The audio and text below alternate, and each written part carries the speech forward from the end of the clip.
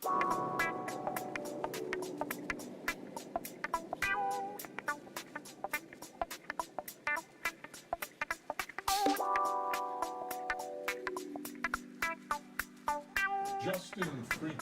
the formidable voice in the culture.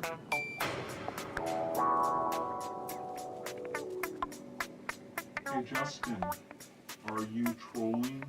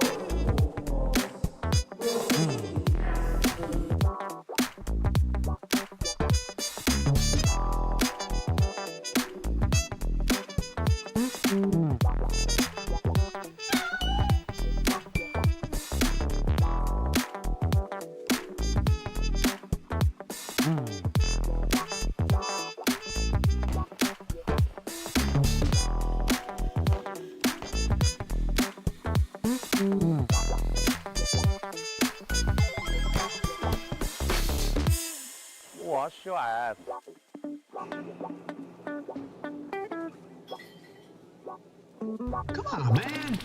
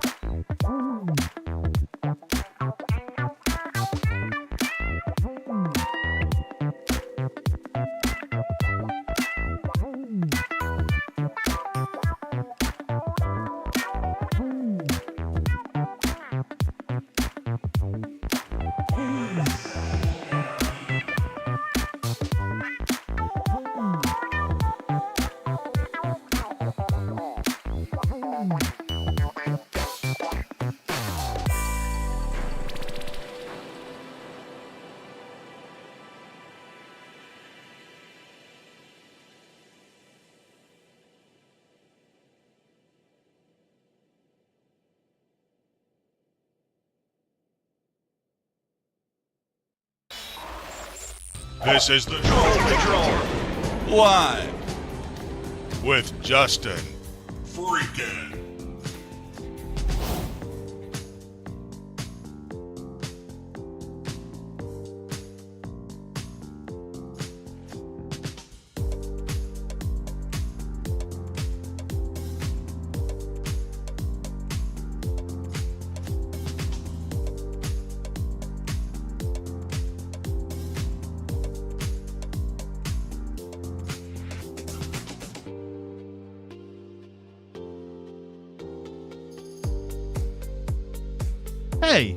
How you guys doing? Welcome, welcome, welcome. I'm not fighting with a cat that won't leave me the fuck alone. I just fed you. Why are you not in there eating? I'm not high enough for this shit. Welcome to the Troll Patrol live. It's a freaking Tuesday. We got a lot of shit to cover. Sorry I wasn't here last night. I tried. I did my best. Didn't work out. Sorry. We did live music Monday. We watched the Beach Boys, Sly and the Family Stone. But nobody was here for that, so. I swear to God, Smokey, stop it! Go! Go somewhere, Bobby! Go somewhere! No, not down there! Fuck, go! Get away from my computer! Go! Go! Smokey, go!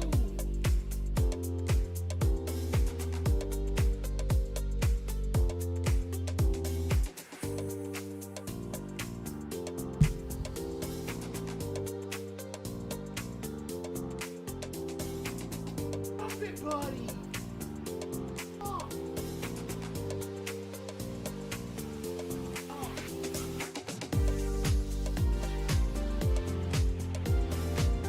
Fuck! Oh. He wants to come up here. He wants to stick his ass in my tray. He wants to get all over my keyboard and shit. It's all goddamn day. It is like every 2 fucking seconds. Oh my God, Smokey, stop it.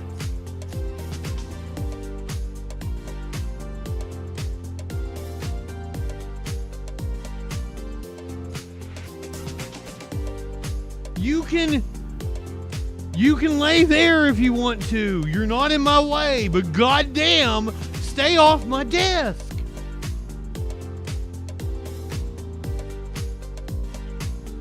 Fuck, he's been annoying today.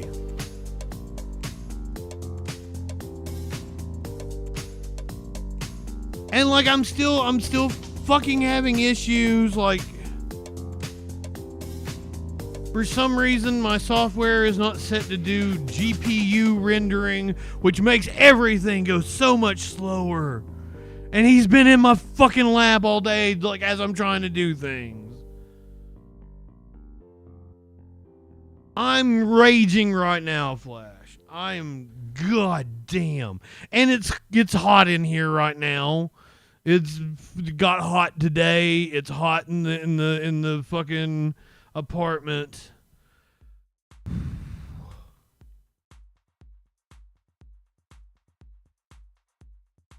Oh, it has nothing to do with OBS, my lord. Lenny, Princess Kimberly, welcome in. I'm sorry, we got all kinds of news to do. We got shit to laugh at. We got shit to worry about. Let me hit you with your meme of the day. This is one of those that's gonna make you think.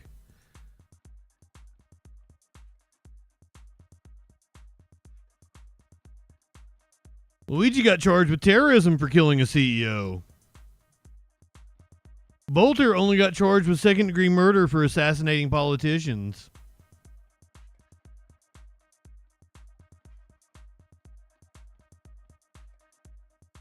What exactly is terrorism?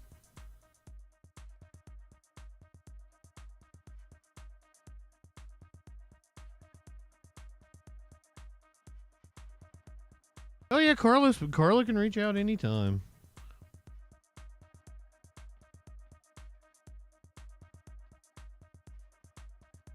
It just seems like killing politicians is terrorism. I don't know about killing CEOs. That seems more like, just murder.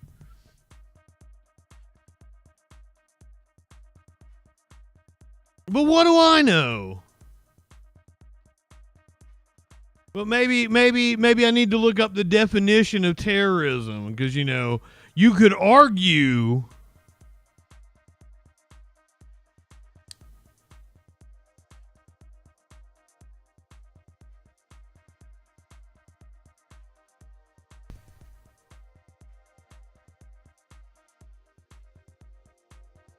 I had that video up from the dude from TBUSA.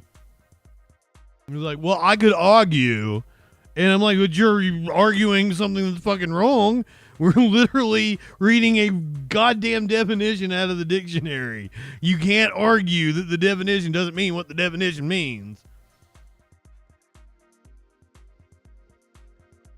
And that's what's so frustrating is like I couldn't even get him to agree to the definition of a word, yet I'm having to I'm supposed to entertain his arguments.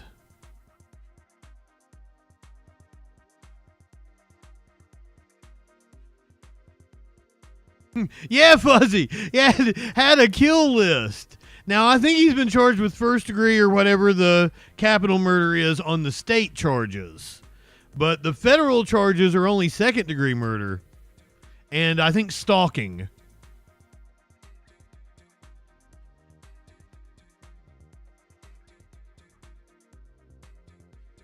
He was charged with stalking and second degree murder.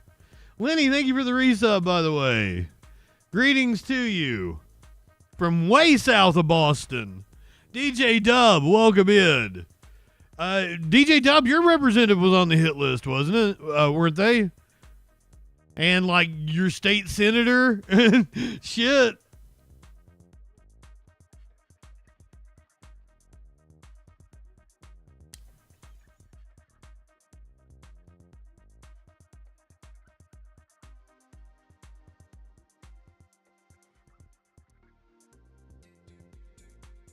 Fucking wild. We're going to be going over that. We've got updates on that story. The latest info as of like an hour ago in the Bolter case. Mike Lee took down his disgusting tweet today. Lawmakers apparently voting for more security for themselves. We're going to hear from the woman that caught him that was in the field. Like, it's kind of an insane story. The appeals court is hearing California's case against the federal government for sending in troop deployments. A man shot with a rubber bullet over the weekend might lose his eye. A reporter had been kept out of an ICE facility, I think for like a month. She finally gained access. She says what she saw inside that ICE facility was appalling. We're going to talk about the changes to the Republican Big Beautiful Bill. We're going to talk about the, 12 Democrats that are voting, I think, right now. I think it's going on right now. That's the, is it the Genius Act, which is actually not about geniuses, but is a crypto scam? Oregon Gal, welcome in. We're going to hear about how either Andrew Cuomo or Zohran Mamdani could run even if they don't win the Democratic primary. Several cops were attacked at a New York City courthouse this morning. My future wife, Kristi Noem, my GOP mommy, hopefully is okay, was rushed to the hospital earlier today.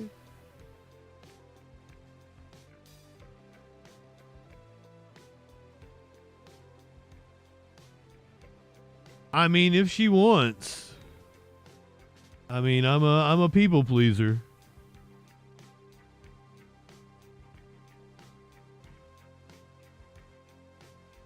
War Machine. Kristi Noem, Homeland Security Secretary Kristi Noem, taken to the hospital earlier today. She had an allergic reaction to something. If it was an allergic reaction to her fillers, ow! That would be hilarious if it was from the makeup she put on from one of her many costumes she was wearing.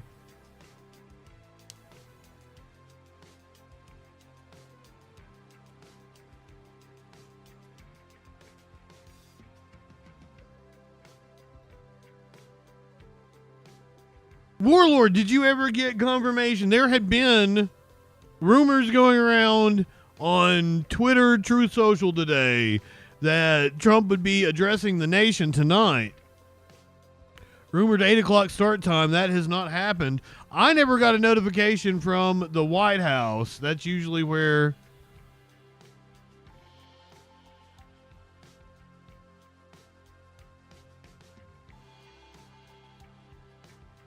I'm getting my info from. In terms of Trump going live. I did not get a notification from the White House. Miker, welcome in. Thank you for being a freaking follower. We find out what that news be doing Sunday through Thursday at 8 p.m. Eastern. I'm trying to make sure that we don't have a Trump press conference going on right now, because there have been rumors of that, but I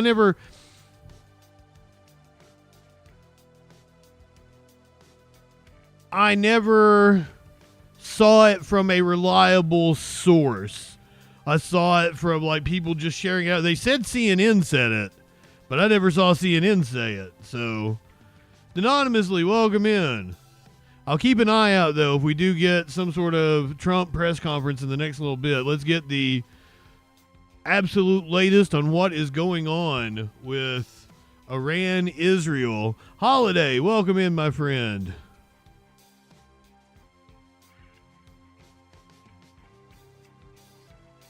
Trump has called on Iran for unconditional surrender. In a flurry of posts on his social What does that mean? Donald Trump called Iran's supreme leader an easy target, but said that the US was not going to kill him, at least not yet. US fighter jets are understood to be on their way to the Middle East as speculation grows that the US was not going to kill him yet. Now, people are saying we're not involved in this. The way she's talking, we're already involved. The way everyone is talking, we are already involved on this. That the US could become directly involved in the war between Israel and Iran. Tonight, Donald Trump has met his national security team to decide America's next move. Well, this is Tel Aviv tonight. Iran has fired more missiles into Israel, but there are no reports so far of any impacts. As millions flee Tehran today, we will ask if the US is about to get involved in the war and whether the regime in Iran could be about to fall. But first, here's Tom Bateman with the latest from Washington. Donald Trump's nighttime dash back to Washington unleashed more uncertainty on a region at war and a frenzy of questions asked at 40,000 feet. Now, he was dashing back from the G7. We're going to talk about that here momentarily. First, what about French President Macron's remark about an Israel-Iran ceasefire plan? Look at it better than ceasefire. We're not looking for a ceasefire. I didn't say I was looking for a ceasefire. That was Emmanuel, nice guy, but he doesn't get it right too often. But we're looking for better than a ceasefire. The president then turned to an ultimatum for Iran's supreme leader, Ayatollah Ali Khamenei, saying he was an easy target. "We're not going to take him out, kill, at least not for now," he posted. "But we who is the Emmanuel he's talking about? Is that a reporter? Don't want missiles shot at civilians or American soldiers. Our patience is wearing thin." In another post, Macron, expected unconditional surrender. The US is already helping Israel shoot down incoming missiles as Iran retaliates to Okay, that makes more sense. But so far, Washington has said its role is limited. I thought Rahm Emanuel, I was like, why would Rahm Emanuel be saying anything about this? Iran and highlighting that the US isn't involved. But today's sudden shift has led to mounting speculation over what's coming next. Over the past 3 days, at least 30 US military planes have been moved from bases in America to Europe.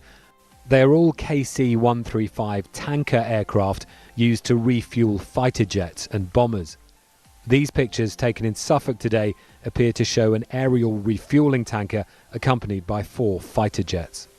One military expert in America told the BBC the flights were highly unusual and suggestive of contingency plans to support intensive combat operations in the Middle East. US officials are keeping their options open. We believe that Iran, as President has said from the beginning, should not have a nuclear weapon. That position hasn't changed. They can give it up peacefully. That position hasn't changed. And as a result, right now, we've got assets in the region and we're going to defend them. Israel wants these to join in its strikes. American B-2 stealth bombers, planes it doesn't have. These could be used to strike Iran's uranium enrichment site at Fordow. Hidden deep underground, it has long been a key target for the Israelis. But only the US is thought to have the bomb needed, the massive ordnance penetrator, to destroy it, a factor that has added to the pressure Israel's leader has put on the president. But Mr. Trump has also been pushing his desire for a deal with Iran. He still said he hasn't ruled out sending his envoy Steve Witkoff to meet the Iranians. How much of this manoeuvring is meant to force Tehran's hand as opposed to a planned US action is so far known only to Mr. Trump and his closest advisors. But as the world waits, America's military might is on the move. Tom Bateman, BBC News, Washington. Let's speak to our North America editor, Sarah Smith, at the White House. So could the United States be about to get directly involved in this war? Well, after a meeting with his top advisors in the Situation Room that lasted almost an hour and a half this afternoon and broke up recently, US officials are saying that Donald Trump is considering joining Israel in those attacks on Iranian nuclear sites. But it's pretty clear his top advisors are not agreed upon this. And there are, of course, lots of reasons for America not to get involved in this. They could easily get dragged into a wider conflict in the Middle East, which is absolutely the last thing Donald Trump wants to get involved in. Remember, he campaigned Is it though? saying that he would put America first and not get involved in any foreign wars. That was a very popular. I wonder, and I thought about this earlier today, did Israel, maybe Bibi, try to sell him on the fact that, like, hey, look how well a war has worked out for me.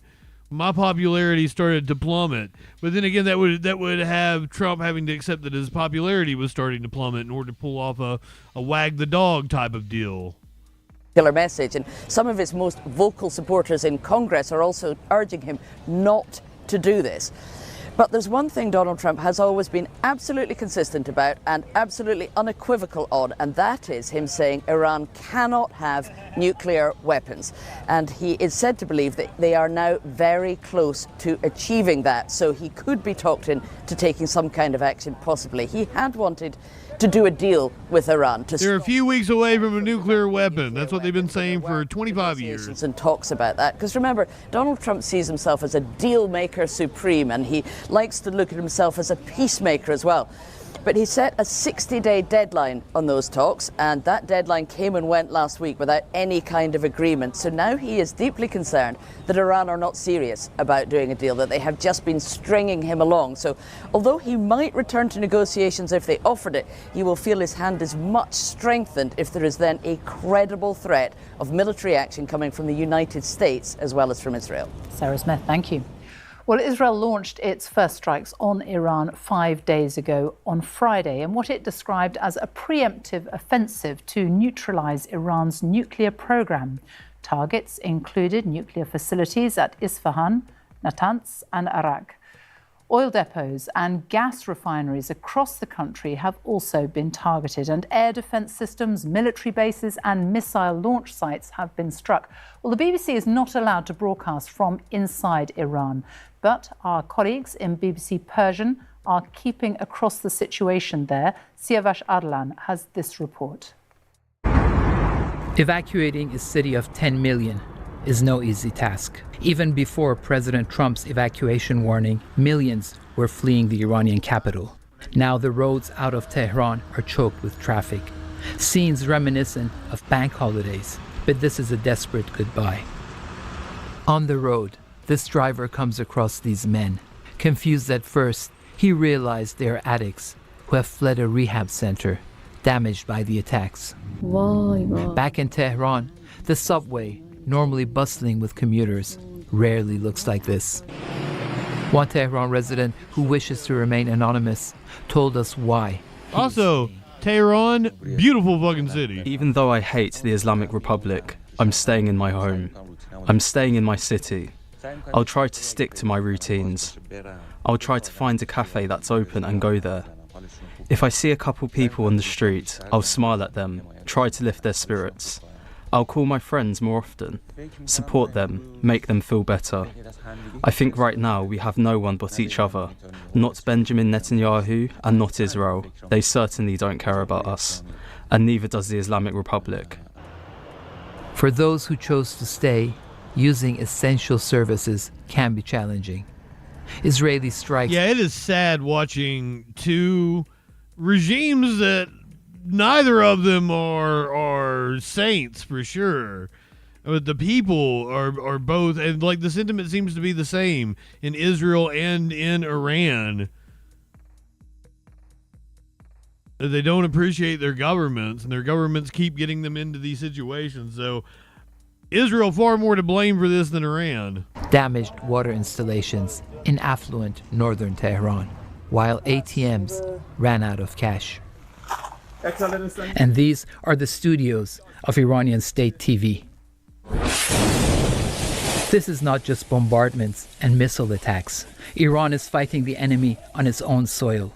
Israel has been infiltrating the country at all levels. Car bombs have been detonating, and the Iranian intelligence says it has discovered a number of enemy drone factories inside the country. And civilians are paying the price. This is Tehran's Red Crescent, desperately hoping to find survivors under the rubble. Among the lost are nurses, skaters, artists, lives cut short. Buildings are being attacked that are residential. Our colleague pressed Israel's UN ambassador on civilian casualties. We will do everything we can to minimize civilian casualties, but as you said, it's a war, and we have seen. Polling against their government is pretty high. The people have an unfavorable view of Netanyahu and their government. However, DJ Dub, that caveat is there is a caveat to that they do seem to poll very favorable towards killing people in Gaza and the West Bank. It is wild. Nathan, welcome in. It is. So we will continue to target the military sites in Iran. Few in Washington and Tel Aviv are talking publicly about what happens if the regime collapses. Iranians have been documenting how their lives are changing. President Trump said he wants to see their country prosper. Fewer will be willing to believe him today than they were just 5 days ago.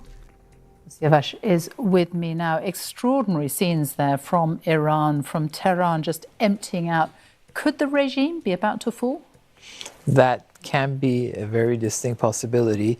I think at this point it really depends on the regime itself. No, I believe it's the exact opposite. This will galvanize support for the regime. I think if we had done nothing, the regime has been teetering for years as it was. I think it would have been far more likely to fall during a peaceful revolution that would have happened who knows when.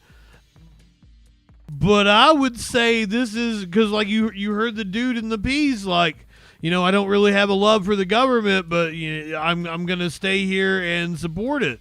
It's going to galvanize people to, in times when they feel like they're invaded, they're like, let's attack the enemy. It brings people together. The regime is only in power because of Western meddling. Judging on the targeting of Israel, targeting many military centers rather than political institutions like the parliament or the government.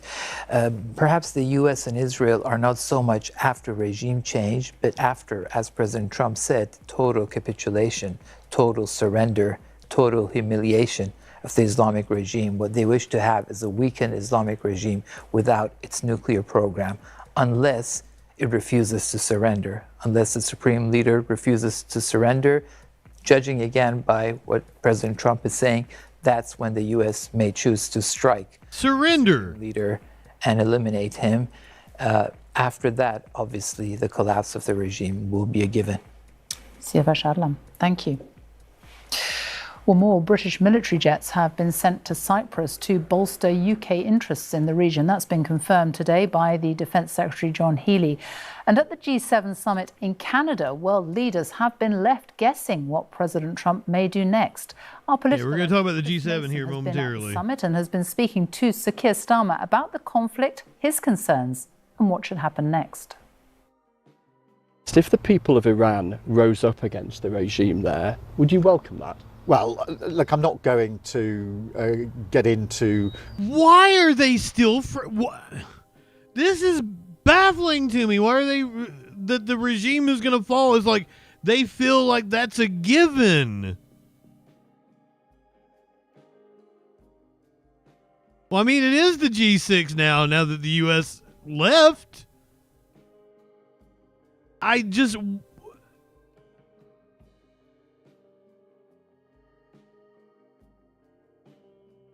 By whom? Whom decided this?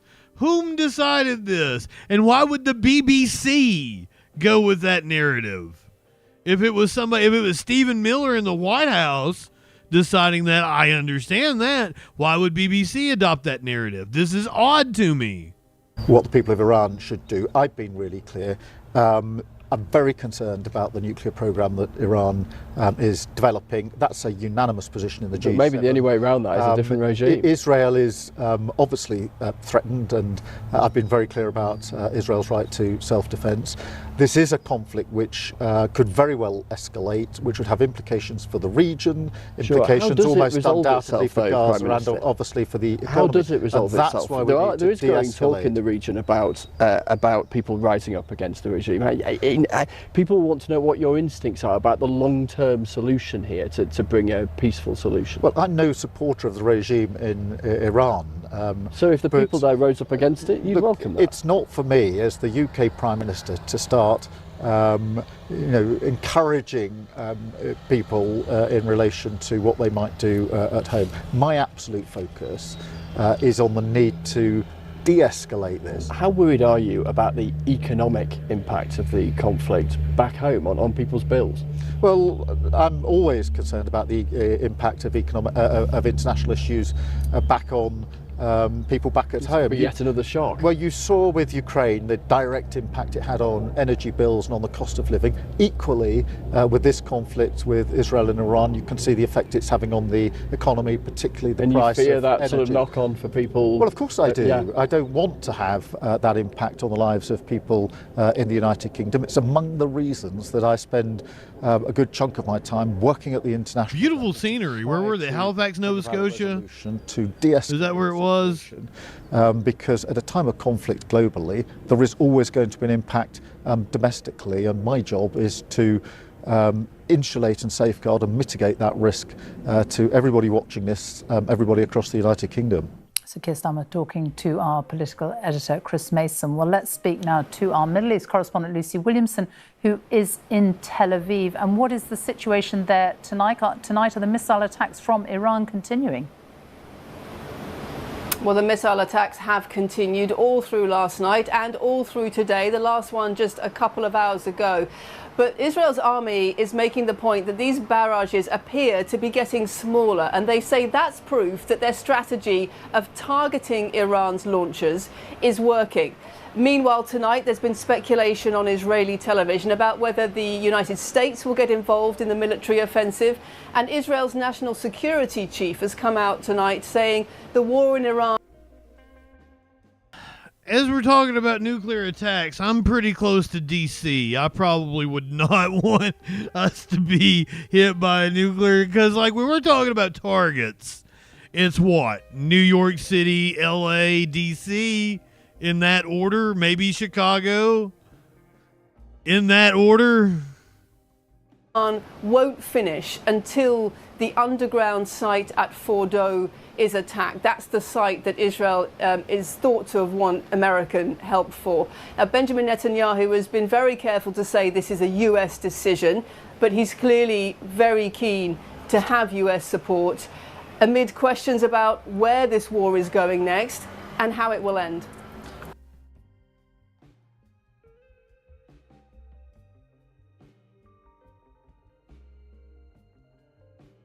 You think the first strike would be at our silos?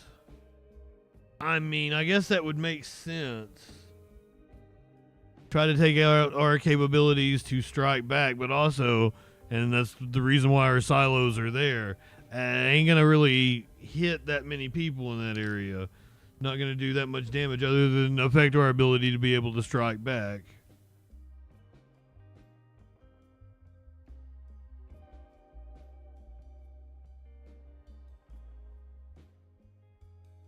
I'm sorry, Miker. I don't really understand your question. Are you asking why any of the reporters don't speak Farsi? I'm pretty sure we watch a lot of Al Jazeera, and they definitely have reporters that speak Farsi. And I'm pretty sure, and CNN and CNN International are two different things. And I am almost positive they have multiple Farsi speakers with CNN International. And they do a good job. CNN domestic? Nah. Wolf Blitzer apparently used to be like a consultant for APAC or some shit. So that should tell you everything you need to know about the domestic version of the network. However, like Christian Amanpour is the fucking chief editor or editor at large or whatever of the International Bureau, and she's excellent.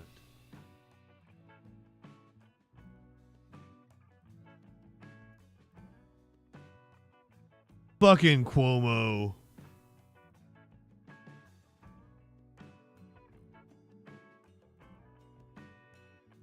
I guess I'll switch gears and we'll go with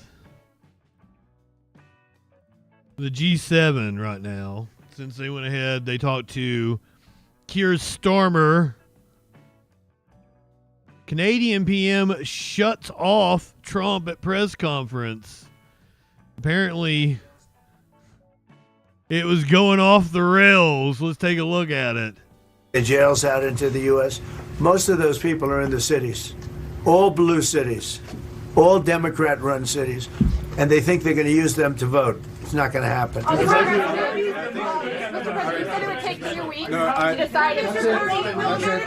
you. If you don't mind, just... Oh, I said Halifax. It is... I'm going to exercise my role. Kansas, Alberta? A few more minutes with the president and his team, and then we actually have to start the meeting to address some of these big issues. So, alors, merci beaucoup pour vos questions. Thank you. Why would Cardi run defense for him like that?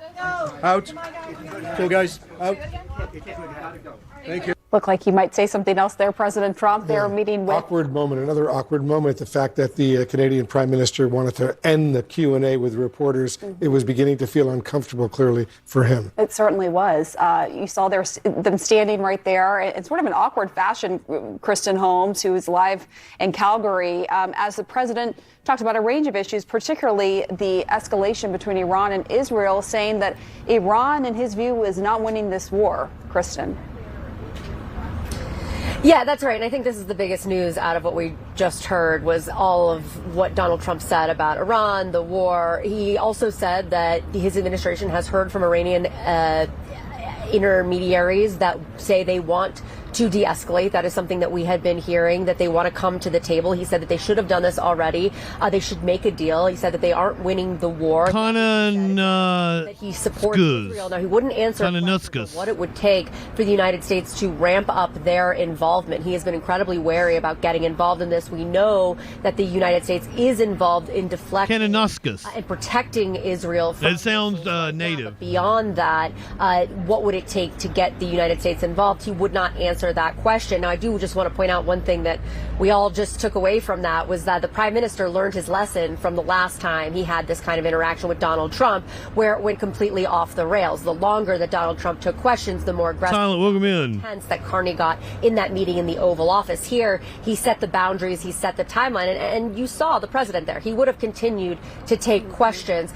Carney stepping in to say, we're moving forward now, we need to... Damn right he would have continued to take questions. Remember, one of the things we've seen with Donald Trump in these meetings with world leaders is his ability to really put this front and center. Usually and historically with a White House meeting with any other head of state, you have something like this, where you have these pleasantries exchanged, a couple questions, and then it's over. Donald Trump has been opening up these meetings to the public with the cameras, and you can tell Carney here wanted to shut that off. And just one thing I just have to quickly note, I mean, he used so much of his time during this Q&A. Other politicians are way more curated. At least, I hope that Trump has at least shattered the age of curated politicians and that we get more authenticity. That seemed to be what we got from the polling coming out of 2024, is that a Democrat can win, but it's a lot about the feels. You got to be like AOC. She feels authentic. Saying Putin wasn't over that, saying that if he had been in the G8, he would have never brought the war. I mean, he spent an enormous amount of time focused on why Russia should still be part of the G8. Obviously, he's not G7 now. But that was just kind of interesting, given the fact that the two of them were sitting there talking about all these other things, trade, the war, Iran, all of that. Yeah, and it was notable, too, because he said that the war wouldn't be going on with Russia and Ukraine had they been kicked out, in his view. But, of course, the reason Russia was kicked out of the then G8, now G7, was because of its invasion of Crimea. Kristen Holmes, thank you very much. So now they didn't get into it, but the rumor going into the G7, was that he was unwell. Let's see this video. Okay. Everybody with a wave there. Yeah, nice. President, why are you leaving the G7 early for Washington? Well, I have to be back. Very important. I want to just thank our great host. Fantastic job. Thank you in Canada. But you probably see what I see. And I have to be back as soon as I can. We're going to have dinner with these wonderful leaders, and then I get on the plane. I have to be back early. Obviously. I loved it. I tell you, I loved it. And I think we got a lot done. Really a lot done. In fact, UK, we signed a big trade. Apparently, there is a picture of his hand going around from today, that it's swollen and crusty, and they said that's a sign that his heart not pumping well to one side of his body. We've also seen his hands be very discolored. But this is just speculation on our part at this time. All this is just a grain of salt. And this picture that I'm pulling up right now looks old.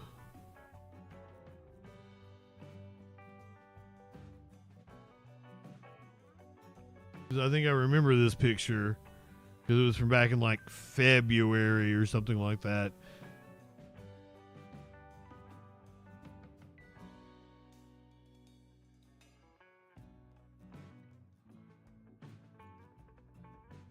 But his hand does not look good. This is from Substack. This is Dean Brundle on Substack. So, and once again, we're getting into the rumor territory. Take all of this with a grain of salt. Donald Trump is very unwell. Hey, Smokey. I'm sorry for yelling at you earlier, buddy. Oh, my God. Well, go lay down. Lay down. He's going to knock my camera over. It's just he is wanting to be as annoying as he can today. Bubby, just lay down. You can lay down right there if you want to. Oh, he's coming back.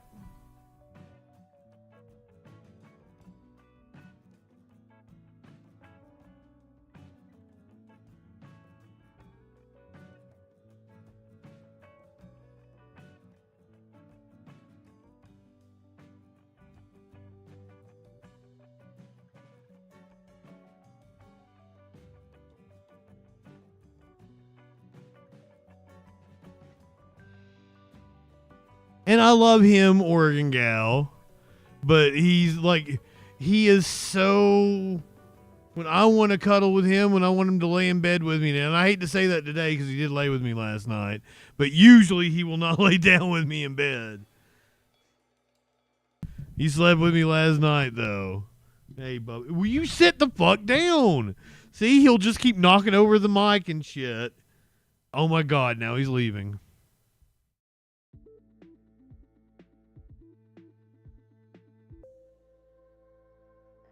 It's just that he wants to be so uncooperative. And they all ran from Sparkles. I was like, oh, you guys love Sparkles. Now, granted, it's been like 3 years since they've seen her, though. Once again, speculation. Donald Trump is very unwell.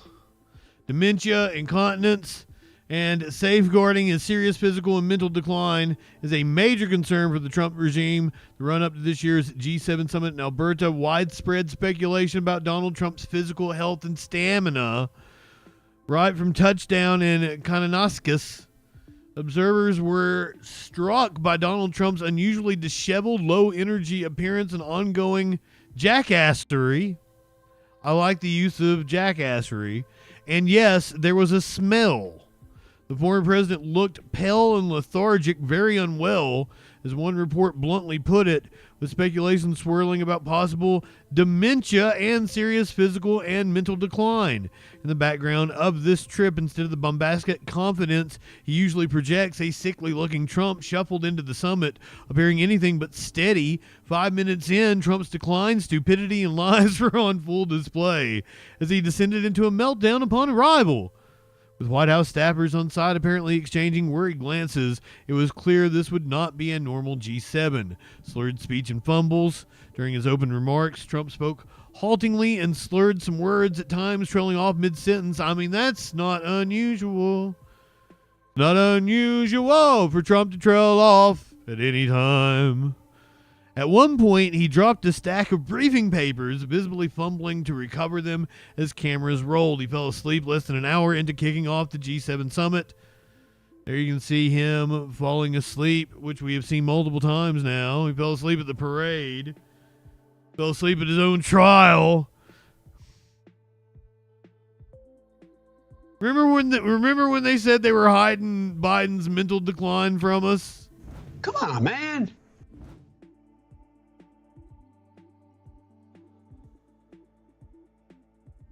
President even confused basic country names, at one moment referring to the United Kingdom as the EU while discussing trade, a gaffe that drew puzzled looks from other leaders.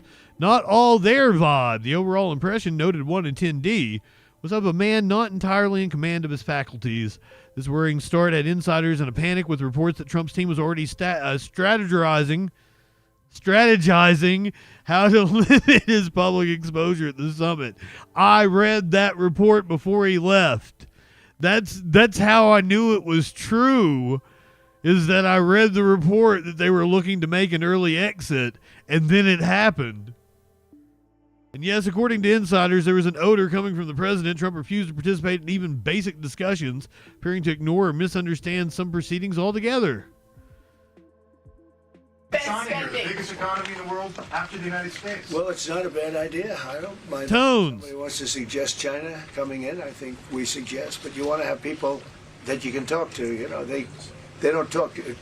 Putin speaks to me. He doesn't speak to anybody else. He doesn't want to talk because he was very insulted when he got thrown out of the G8, as I would be, as you would be, as anybody would be. He was very insulted, and I mean, he was thrown out by Trudeau, who convinced 1 or 2 people, along with Obama. He was thrown out, and he's not a happy person about it. He's not a happy person about it. He basically doesn't even speak to the people that throw him out, and I agree with him. Fuzzy, the VOD of the parade is on YouTube and Spotify.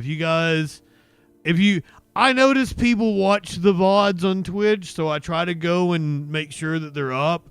Anytime I'm streaming music or anything, it just automatically turns the VODs off. But you can always watch them on YouTube and Spotify. And you're saying Spotify? Yeah, it has video. The video is up on Spotify. YouTube, and then they should be on Odyssey and BitChute, because all that shit's supposed to auto-upload, but it doesn't always do it. But yeah, YouTube. Yeah, I notice people, they view the VOD, so I try to turn them back on, but, if I'm doing anything that's copyright, Twitch will be like, we went ahead and turned publishing VODs off to prevent you from getting which is cool. I don't get a copyright strike. It just turns VODs off. I appreciate you getting into good trouble. Hopefully the parade is entertaining, or I'm at least entertaining during it. The chat's entertaining.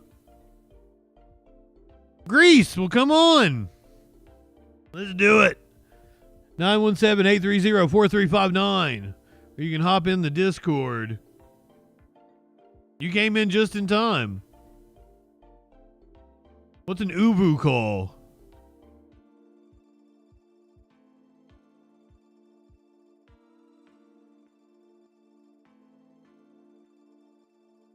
What the fuck is Uvu? And I'm not downloading a different program.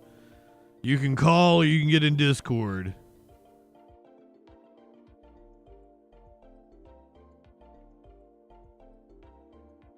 How am I running? I like your bit, Grease. You're good. Call and Discord should be the bang whatever. I've tried to think of every different way to do it and go in and make the auto commands or whatever. Auto commands, that's not what it's called. Yeah, and Holiday, please come over to Discord. If you'll be on Twitter, why the fuck won't you be on Discord? Of all the platforms. We need Holiday's presence in the Discord. We need Flash's presence in the Discord.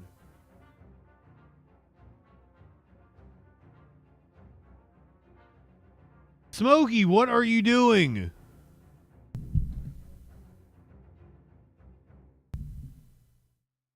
Get off my microphone. Damn it, Cat. This is you're being annoying again. I'm not high enough for this shit. Grease, you still here? Nobody wants to be on Soundbox or Sonogram. I don't know what those are.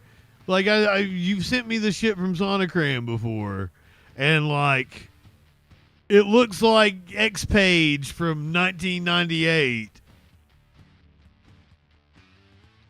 I need some Uvu. You're being like the dude in chat now. You're like, oh, download Uvu, download Sonogram.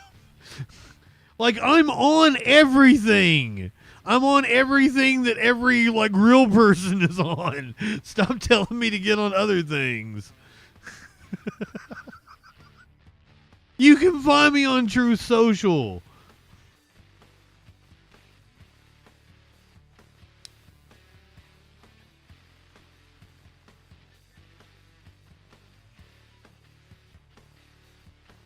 I'm on Blueski and Threads and shit. I'm where people are. You're like, oh, I'm over here in this collective that has 100 people total. We made an X page.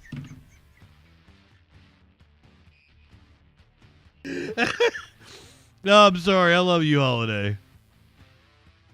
One of us. One of us. See, Grease is trolling me. I think it's funny. Yes, there's always Nazi swarms. Yes, there's real people for me to troll. Hey, Justin, are you trolling? Okay, a lot of these platforms, and that includes TikTok, that includes Instagram, you can go follow me. I post regularly on them. I do not get on them, though.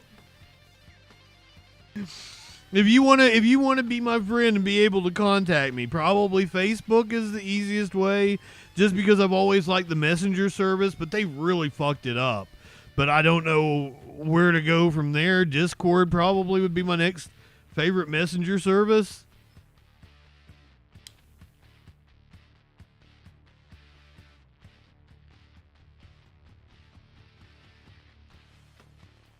Soundbox, wasn't that one album by Outkast? Soundbox and the Love Below. Discord probably has the best sound quality of all the different chat platforms. All right, let's get back to the news. We're We're barely into this shit. God damn it. Back to Israel-Iran bullshit, because, you know, that's kind of the thing. But we've also got other fucking bullshit.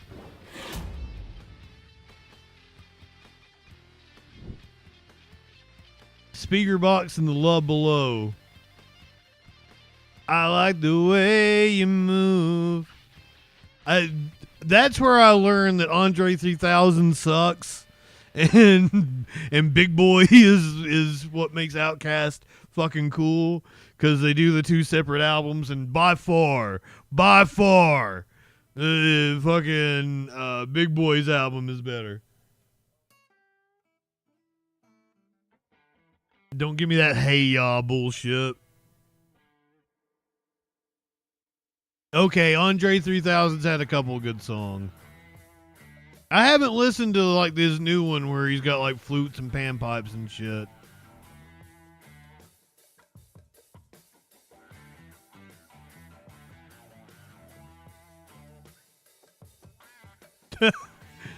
Man, Flash, my only experience with Taylor Lorenz was I got to do a test edit for her show.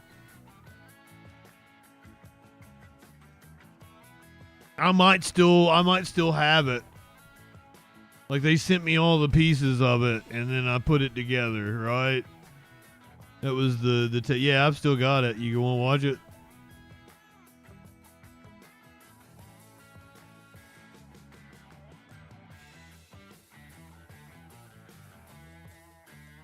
Oh, well, fuck it then. I won't play it if you've already seen it.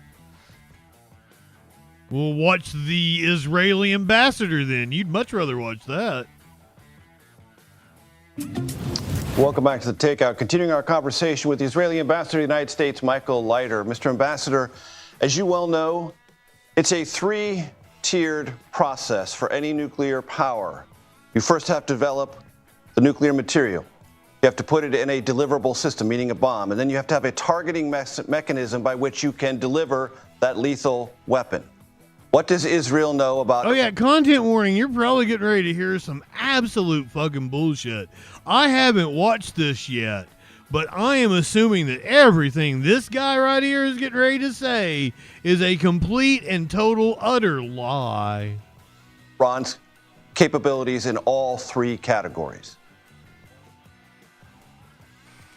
We know that they have moved very close to the precipice in all three categories. They will have a deliverability of a nuclear weapon within a matter of weeks, and our intel showed that very clearly.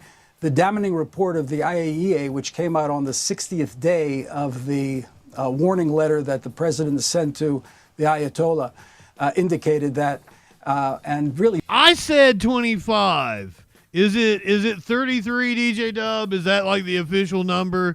Is that the first time they said it? Because like Netanyahu went in front of the UN, but I thought that was like it was right before 9/11, wasn't it?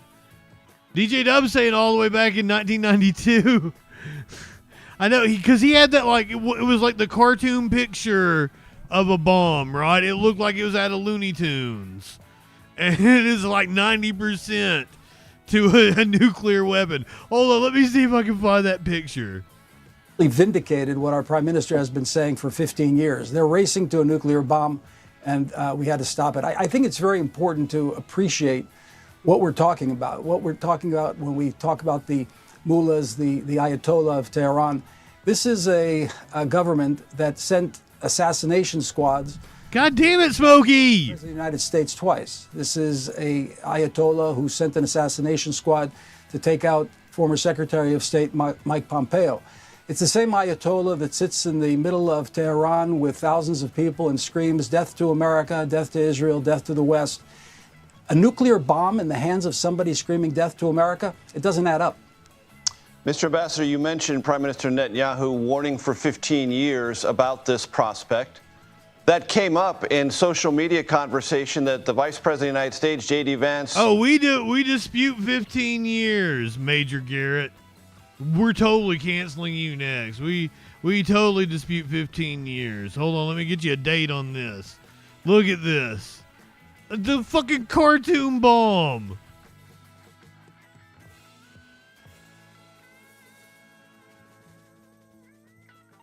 Okay, this is 2012. I'm sorry. I shot it, but they've been saying it longer than that. This image is from 2012.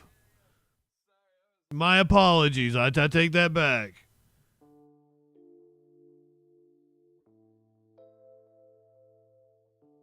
But this was in 2012. He has a cartoon bomb in front of the UN. And like at this point, like Iran should have gotten a bomb. They should have developed it, but we wouldn't be fucking with them like this if they had a bomb. Felt the need to address today because some in the Make America Great movement were writing on social media, Israel's been howling, their words not mine, about this for years and years and years. Why should we believe them now when they said Iran was on the cusp of this 6 years ago, 8 years ago, some number of years longer ago than that? Well, I certainly don't want to get involved in a domestic discussion about policy. I just know one thing, that we don't have a second chance. 80 years ago, somebody ran around Europe saying he'd like to terminate the Jews of Europe. He was a malevolent actor in the international scene. And today, Netanyahu runs around Israel screaming about how he wants to exterminate an entire race of people. He caused chaos in the countries around him, and everybody appeased him. They said, well, we'll give it time. We'll try to see if negotiations and diplomacy will work. At the end of the day, avoiding that war caused a war that took 65 million lives and 6 million Jews in gas chambers. We're not there again. This war that we're prosecuting against Iran is the war to end wars, to make sure that we can move into a mode of an Abraham Accord Middle East. Yeah, the only country to ever. Israel, and we're quite convinced that that's where we're going. We had 4 countries in the first Trump administration to make peace with us. I did click it. I wasn't impressed. Thank you very much. There are going to be many more that are going to line up to make. But I guess, telling me that like I had the same thought process as, a more famous streamer was, a compliment in a way, instead of like, it kind of feels like cool. I have better takes, but like only 30 people are watching me.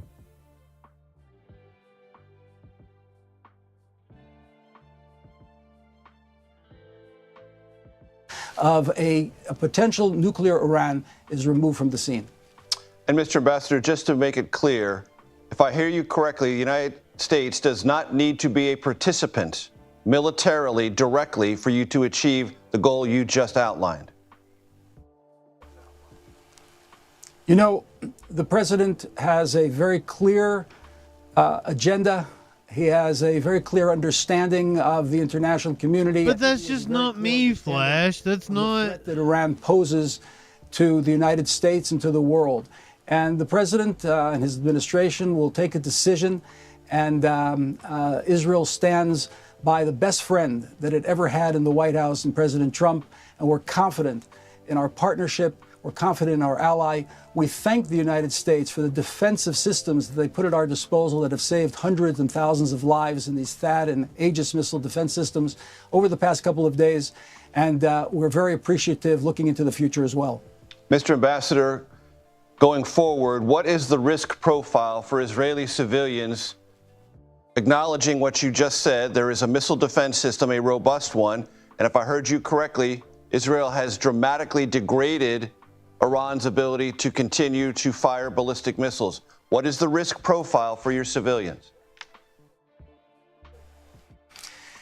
There's a risk that still exists, unfortunately. We haven't completely demolished the surface-to-surface missiles that the Iranians are firing. They fire by intention into densely populated civilian areas. When we strike into Iran, we tell the people to leave first. That's the fundamental inherent difference between our two societies, between our two governments, and the way we behave. We will continue. We're pursuing every day the process of taking out these surface-to-surface missiles, these ballistic missiles that they're firing at us. And we've demolished about half of their inventory. And as the days go on, we're going to remove the rest of them from threatening our civilians. Israeli Ambassador to the United States, Michael Leiter. Mr. Ambassador, thank you for your time. I hope you'll come back. Good to be with you, Major. Thank you. I paid no attention to any of that because I'm like calling CPS over his kids eating doggy diarrhea out of a bowl with a spoon. Like, Flash, I'm horrified by that statement, and I don't want to know more. Like, I don't, what?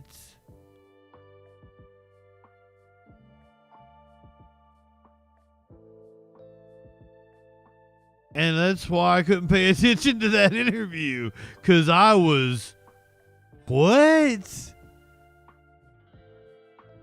I saw something about him posting, oh, here's the receipts with the CPS report, and I'm like, I don't want to know.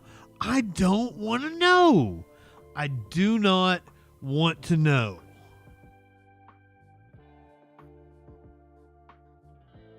You're forcing me to learn this against my will. I don't want to know.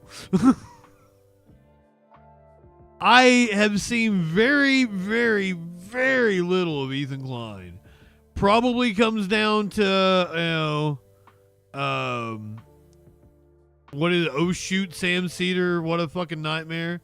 Whatever he says.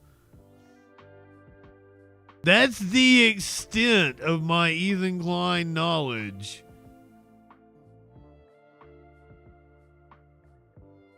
Everything else I've learned, like, scrolling through Twitter and seeing whatever the fuck.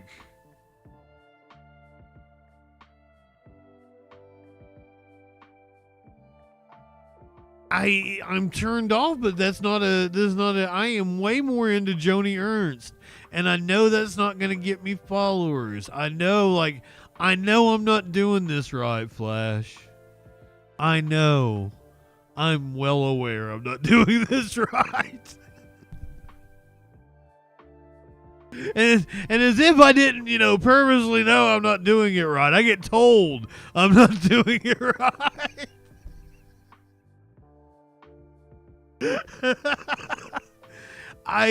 Look at this psychology Flash is laying on me here.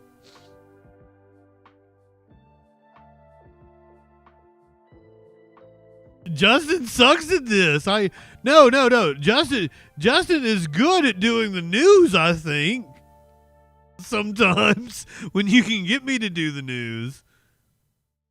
Yeah, you're not doing it right, my ex. No. Joni Ernst, Nathan. I want Joni Ernst to be my GOP mommy.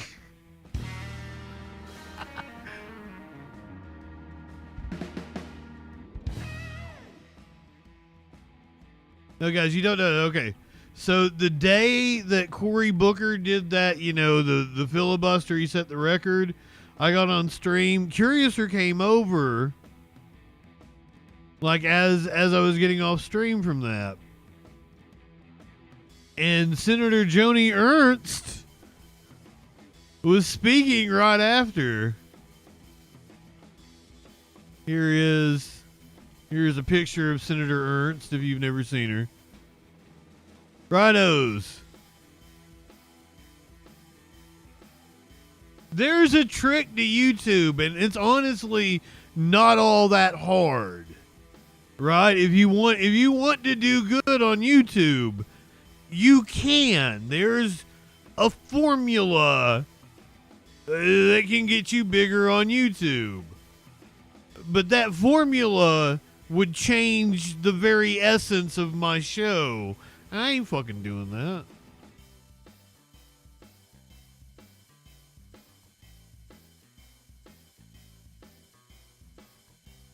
But this is Senator Joni Ernst. Curiouser was like, "Oh, who is that? She's got really pretty hair. She's a cute woman."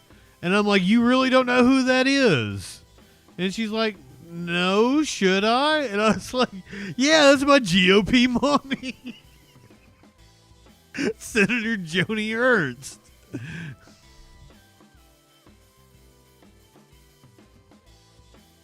I think Anna Paulina Luna's on Sean Hannity. Hold on, let me Let me pull it up. Let me go to Fox News, see if you want to watch my GOP mommy on Hannity.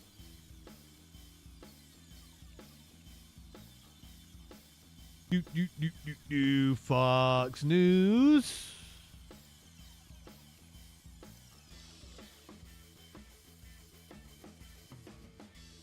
He's talking about the mullahs. He's talking about the mullahs right now.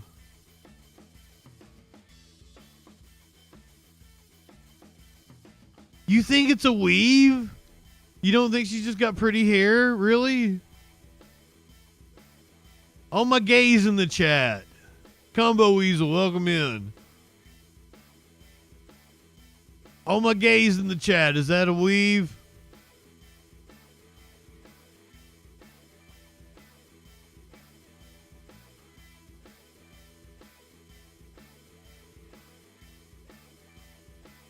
I've watched her grow her hair out. Now, I mean, it could be extensions and shit. I need a certified gay person. It's horsehair. Oh my God.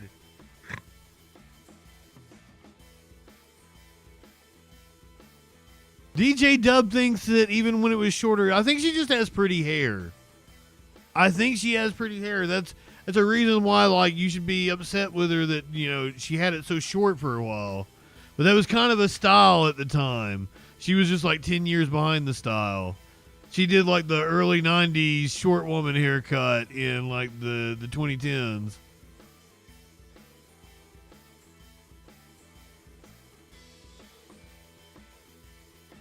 I've seen her grow her hair out. It can't, like, it's not a piece. If I've seen it grow over the years, right? I pay attention to politics, and I happen to have had a thing for Joni Ernst. The longer her hair got. Oh my God. Occam's razors now. He's like, everyone in my house gay as fuck. It is Pride Month, so get gay. I've been on Grindr.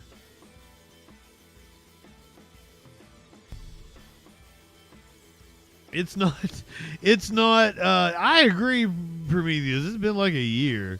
That's why I've been on Grindr, because, like, it's not Pride Month unless, you know, I suck a dick.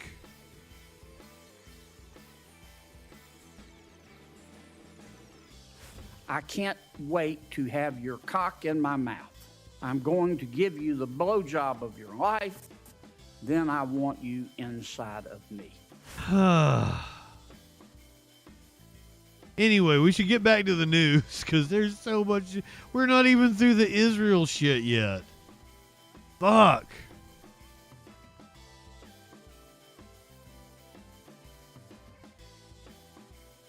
Nathan's house is the queer capital of Canada. Thought that was Toronto, but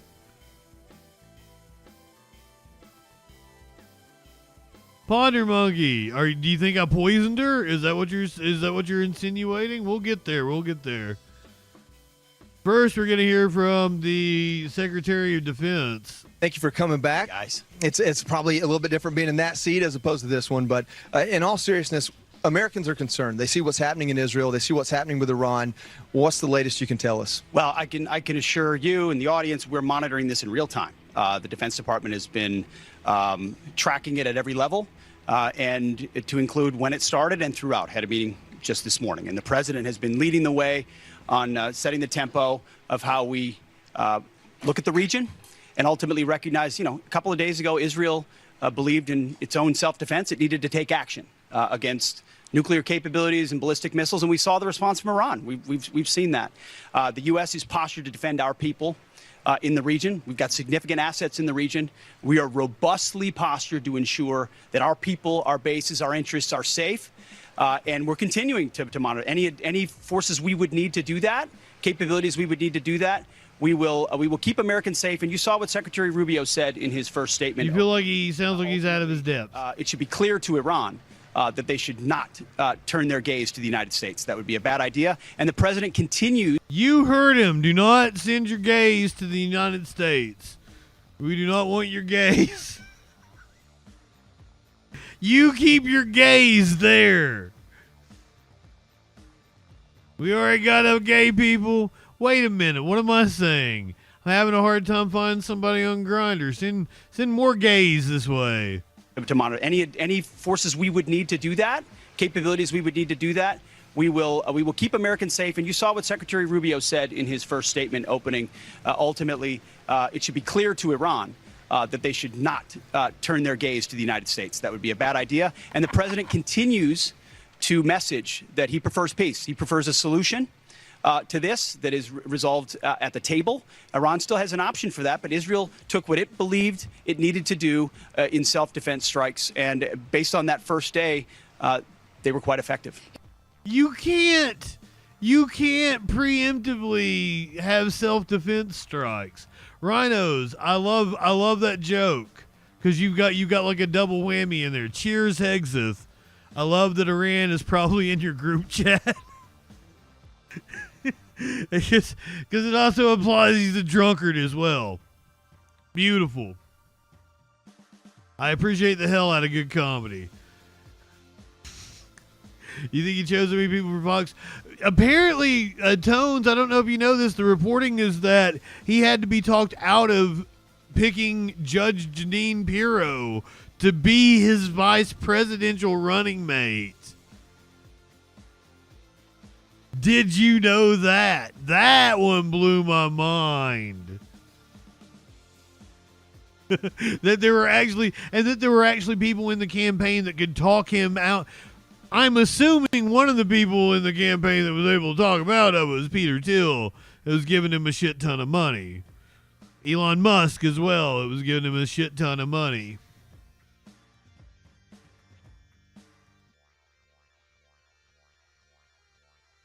I mean, you could do worse than Judge Jeanine. I don't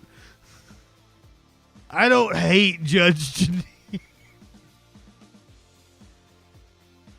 That basically translates to she could be my GOP mommy.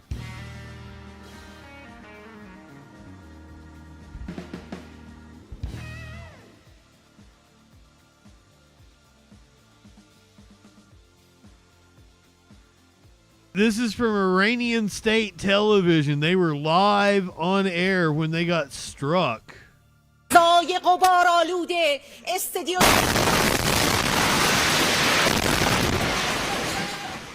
And that there was a moment an Israeli airstrike hit the Iranian state TV as they were live on air.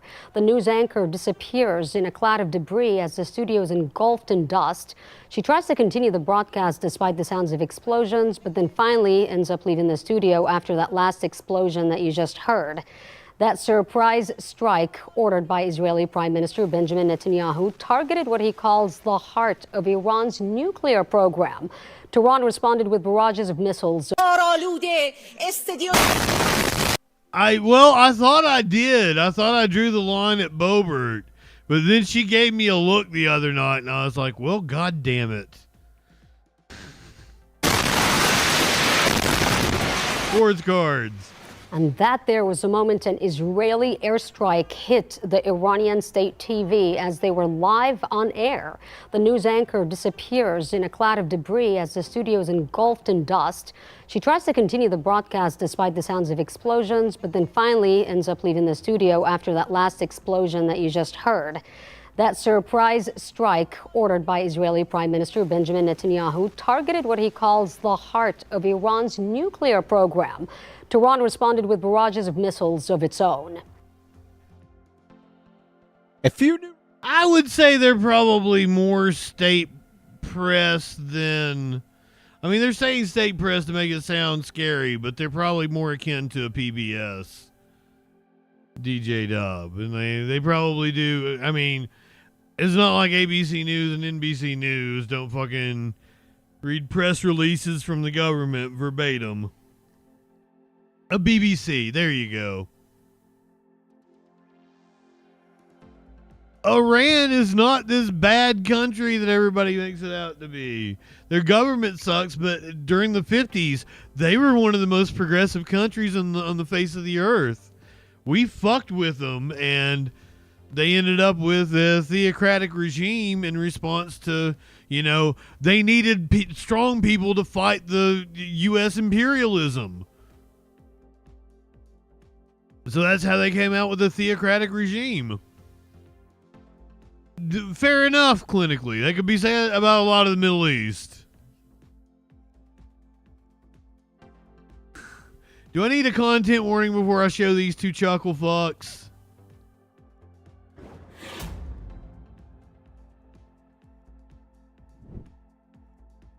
Steve Bannon had on Tucker Carlson. I actually really love Trump. I think he's a deeply humane, kind person. And wait, what? I'm saying this because I'm really afraid that I actually really love Trump. I actually really love Trump is what he said. I actually really love Trump.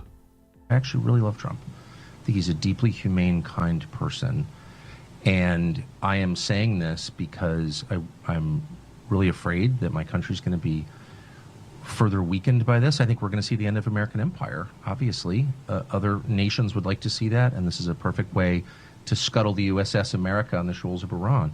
But it's also going to end, I believe, Trump's presidency and effectively end it. And so that's why I'm saying this. What do you mean by that? That's coming from you. That's you get. Look, I knew Bush. I knew George W. Bush. We had, family connections to Bush. I knew Bush personally. I still see Bush sometimes, and I see Bush too. He hates me, and he does because I criticized him on Iraq, and that war is the sum total, from a historical perspective, of his administration. But I knew him, and he had all kinds of plans for the things that he wanted to do. But once domestically.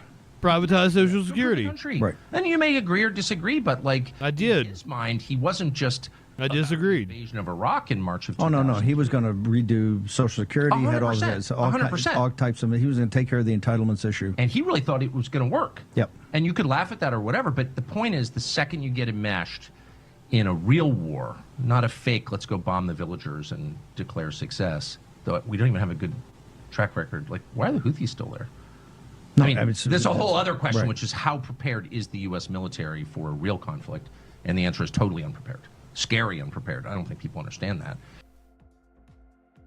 He said, I really love Trump. I actually really love Trump. I actually really love Trump. Humane, kind. He's a humane, kind person. I actually really love Trump. I think he's a deeply humane, kind person. I actually really love Trump. He's a deeply humane, kind person. Tucker Carlson said he hates Trump passionately, lawsuit reveals. Mr. Carlson's message to a colleague in January of 2021 emerged as part of a defamation lawsuit by Dominion Voting Systems against Fox News. The electronic voting firm accuses the network of promoting baseless claims of vote rigging in the elections. Fox News denies defamation and says on-air comments were taken out of context. However, they totally lost. Ended up settling for almost $1 billion. Tucker Carlson said, "We are very, very close to being able to ignore Trump most nights. I truly can't wait," he said in January of 2021. "I hate him passionately." Mr. Carlson, the top-rated host on the conservative network, also appeared to denigrate the Trump presidency in these private messages, despite lauding his achievements on air. The definition of a sycophant, by the way, that's the last 4 years. We're all pretending we've got a lot to show for it because admitting what a disaster it's been is too tough to digest. But come on, there isn't really an upside to Trump. He actually really loves Trump. Deeply humane and caring person.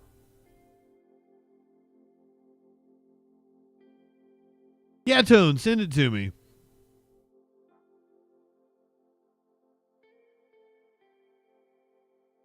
And since we're on the topic of Dominion, I'm skipping around here a lot. I'm sorry. We got a good friend of the show. He's been in some legal trouble. I was on crack. Right. Well,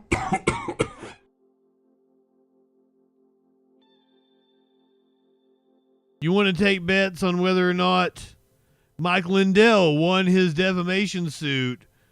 Dominion taking him to court. The verdict came down yesterday. A Coloradan has won his election rigging defamation lawsuit against MyPillow guy Mike Lindell this afternoon. But former Dominion Voting Systems executive Eric Coomer did not win the overwhelming financial victory that he sought over Lindell in order to send a message to other election workers that they would be safe from election rigging accusations. Mike Lindell walked out of the federal courthouse in downtown Denver behind me about an hour ago, proclaiming victory, even after he and his company Frank Speech were hit with a $2.3 million defamation judgment. Opponents had asked the jury for far more, in excess of $60 million. And Lindell told me that even after he was found liable for defamation, he does not plan to stop with his accusations against Denver-based Dominion Voting Systems. And the former executive claims that they'd both been involved in the largest crime in history and had committed treason. Absolutely. What do you think? You would think I'm not going to tell them that they're blocking our elections from getting secure? I will keep up the fight. You know, am I going to say let's melt them down and turn them into prison bars? Yeah, probably. The plaintiff's attorney said in their closing that by hitting you with big punitive damages, it would send a message to election workers around the country. The jury chose not to do that. They didn't hit you with any punitive damages. They hit Frank Speech with some. What do you think the message the jury was trying to send? The message is that I know what message that Dominion and Smartmatic and Coomer are trying to send by their last statement. Hey, you need to hit Mike Lindell hard so we don't have people like him speaking out and with disinformation that they're saying is disinformation, right? That was his line. It was. The jury said, you know what? Free speech is alive and well in this country. They said you defamed him. If he's got $2.3 million, because after all, time and again in this courthouse behind me, he told the jury that he was broke, that he has spent his whole $50 to $60 million fortune pursuing election rigging claims. And in fact, he says he's now $10 million in the hole. I asked him, you got $2.3 million? And after a bunch of bluster, he acknowledged, no, he doesn't have $2.3 million, but he plans to appeal the decision.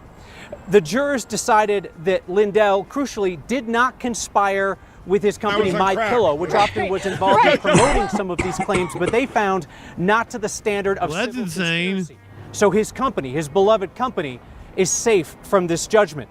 Politics guy Marshall Zellinger was in the courtroom with me today, and it's really wild because Mike Lindell lost. He comes out elated. You have folks in the election community who ostensibly were on the winning side today, but a lot of them must feel deflated that they didn't get the big judgment that would keep him from making claims like this against other companies and workers. I mean, we're not going to hear from the Eric Coomer attorneys on camera, but in the hallway up there, his team was selling this as a victory, that they were excited with the verdict so far. But this decision, as we've noted, is just a fraction of what Eric Coomer's team was seeking. Let's go over. I like this dude. We watched him moderate a debate. Mike Lindell and a couple of different debates, I think. Liable for defamation, a total of $2.3 million when Coomer was asking for more than $62 million. I want you to look at the punitive damages part. Punitive damages are to punish the defendant, Lindell, and to serve as an example to others. And Coomer's team asked for $40 million as a message to keep good election workers in the profession. The jury awarded just $300,000. After the verdict, I spoke with Matt Crane of Colorado's County Clerks Association about the message $300,000 sends election workers. What election officials have had to go through fighting these lies over the last 4.5 years has been something else. It's led to death threats, harassment. One of our pregnant clerks here in Colorado a couple of years ago, her life was threatened along with her unborn child. I can't overstate the impact that these lies have had. So to see only $300,000.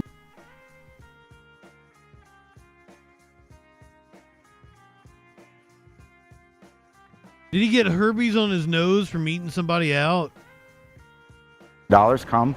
Cancel, Justin. That's horrible. Disappointing and, quite frankly, disturbing. Eric Coomer only provided a statement following this verdict. It ended with, quote, "Hopefully Mike Lindell, listening to a jury of his peers, will finally start being honest with his followers. I am now one step closer to putting my life back together and thank the jury for their thoughtfulness and service." Thoughtfulness is a great word for what this jury did, Kyle, because this is a complicated case. Yeah. And the verdict itself is truly complicated. They can't all be bangers. They said he or the company is liable for and what they aren't and why the punishment is what it is in terms of financials. But as you heard from Matt Crane, if you're trying to send a message to election workers that we've got your back is what Eric Coomer's attorneys were saying. Hey, we've got your back. We have a victory in court. I don't know that a fraction of what you were seeking is the victory that these election workers need to hear to say, okay, I'm going to come back to that job that I was a little worried about. Yeah, and as we've talked about since the beginning of this case, Marshall, the reason why this trial is important is because if Mike Lindell is telling the truth, that he has uncovered the biggest crime in history, it would be just that, the biggest crime in history, for which he has never provided solid proof. And on the flip side, if he's the fact that we have a lawsuit going forward are ruining alleging that the 2024 election was stolen from Kamala is hilarious. And it's not the only one. There have been other cases that have been settled from other companies that amplified the same claims, and there's still other trials. And then, like, seriously, like this crazy ass timeline where they spend 4 years saying Biden is in cognitive decline. That like true vote or something. It's being allowed to move forward. I've had it on my list of shit to talk about, but it hasn't felt that important. Flash, you brought up something else, and I was like, God damn, I've got that on my list, but I haven't been able, like, I didn't put it. We got too much shit for tonight. Oh yeah, the Chinese thing. The Kash Patel report. I've got so many right-wingers reacting to that while we actually have a real lawsuit. Because, like, the lawsuit states that there's a county where Harris got 0 votes.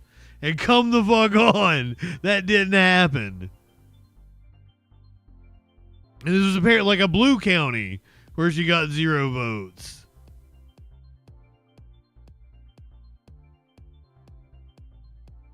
So,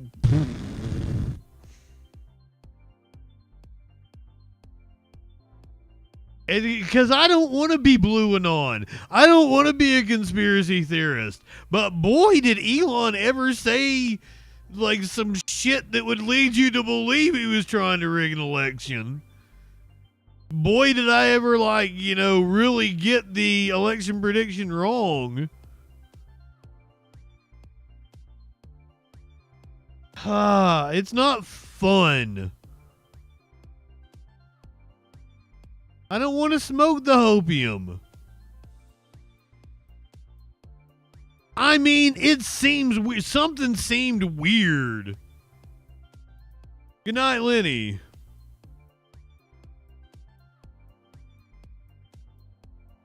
But I mean, I still there's nothing you can do about it. Because even in the article that I read, it was like Newsweek or something.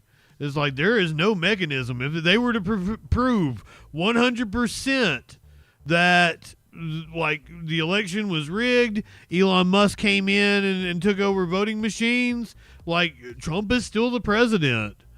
I guess you could impeach him, but good luck with that. Ha he's still gonna be president. So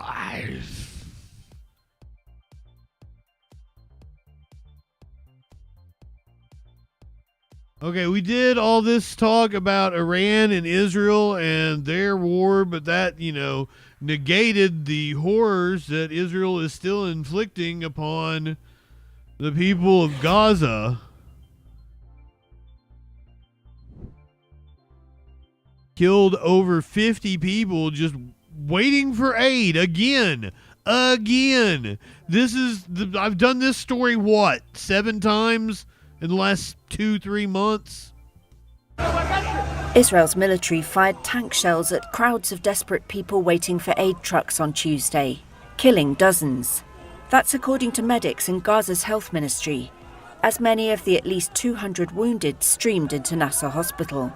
At least 2 tank shells were fired at the crowds waiting along a main road in Khan Yunis, witnesses said. It was the latest of nearly daily mass deaths of Palestinians seeking aid over the past few weeks. We went to wait like other people to get food for our children, says Mo'ayed Qaddas. We haven't seen food or drink for 6 months. This man gave his name only as Allah. All of a sudden, they made us move forward and made everyone gather. And then shells started falling, tank shells, F-16 shells, and from quadcopters. The martyrs are still there. Israel go one day without committing crimes against humanity challenge. Impossible. 23 people were killed. Is that how the kids say it? On Monday, as they approached a distribution site in Rafah run by the US and Israel-backed Gaza Humanitarian Foundation.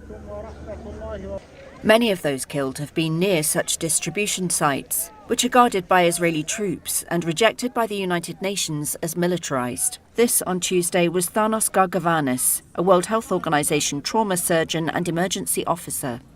We have all to be aware that the recent food distribution initiatives by non-UN actors every time result in mass casualty incidents. The United Nations know what has to be done in Gaza. We know how to do. They have kicked out all the NGOs. This is an Israeli-backed organization. The very best of our presence here, we have to be allowed and facilitated. In previous incidents, Israel has occasionally acknowledged troops opening fire near aid sites and blamed militants for provoking the violence. The GHF stated in a media release late on Monday that it had distributed more than 3 million meals at its 4 distribution sites without incident. Bullshit. US ally Israel's military assault on Gaza has killed nearly 55,000 Palestinians, according to the health ministry, while internally displacing nearly the entire population and causing a hunger crisis. It has also triggered accusations of genocide at the International Court of Justice and of war crimes at the International Criminal Court. Israel denies the I've got to hold the cat, it's storming. The war was triggered in October 2023 when Palestinian Hamas militants attacked Israel, killing 1,200 people and taking about 250 hostages, according to Israeli tallies.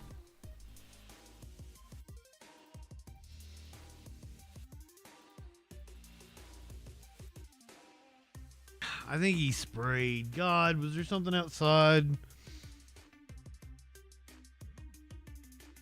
Well, are you okay? Oh, he's...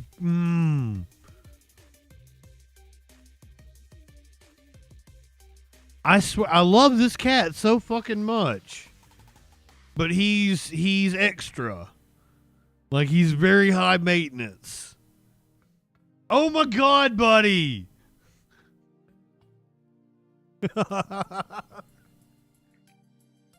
You are high maintenance. Yeah.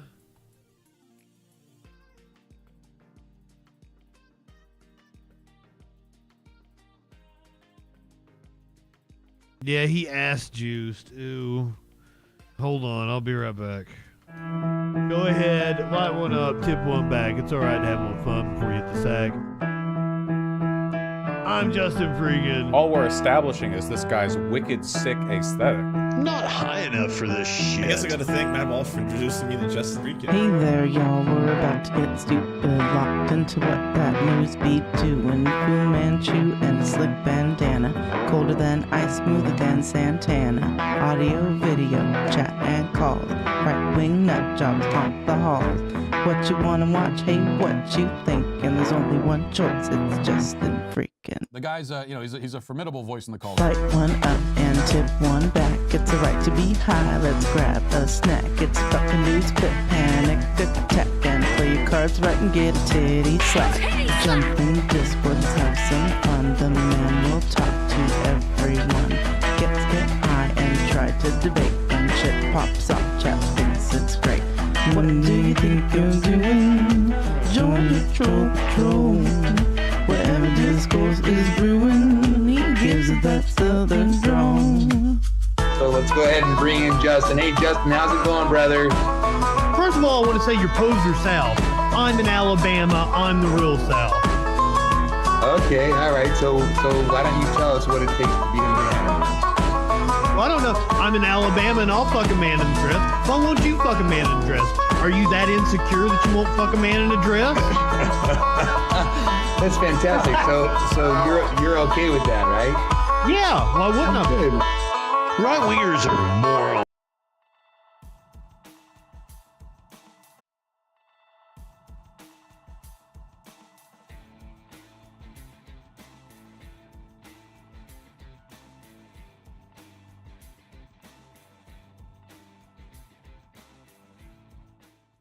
We live in turbulent times. The media is full of deception, conspiracy theories, and fake news. Now, more than ever, it is important to ensure you're getting information from a source that's freaking reliable. I'm Justin Mullins, and this is the Freakin' News. Get a breaking or interesting story with a humorous twist in about a minute weekdays, 8 a.m. Eastern on YouTube, BitChute, Odyssey, and more. No, like, it was all right. Like, I sat back down, and it was like, well, I should go pee. And it was like at the end of the song, and I didn't catch it before the freaking news one played. Sorry. Media Winch, welcome in. Now that Winchy Boo's here, we're going to have to smoke. You heard the woman. She said, light one up, tip one back. I need to get back to doing the freaking news. Love that. Like, that's a thing I've been, like... It's also one of my ideas from like 20 fucking years ago. Smokey, it's storming pretty bad right now, and Smokey's being you got ass juice on you, Bubby. No. Yes, you smell so bad. Should have probably cleaned him up. I can't let you go in the closet. You'll get fucking ass juice on blankets and shit. Old hype.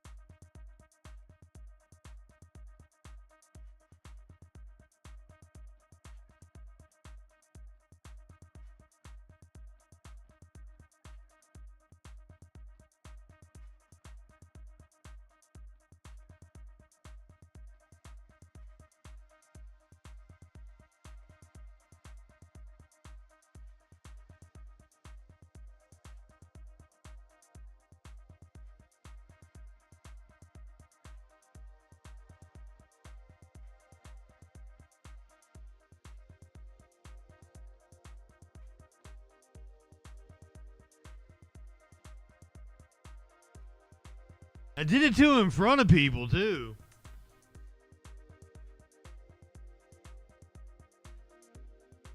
I'm sorry, Bobby. Please don't get over here on me again. Please. Go. Go. Well, so, like, can you get high off of that? Did South Park lie to me? I ran everybody off. Way less people watching after I wiped the cat's ass. Oh my God.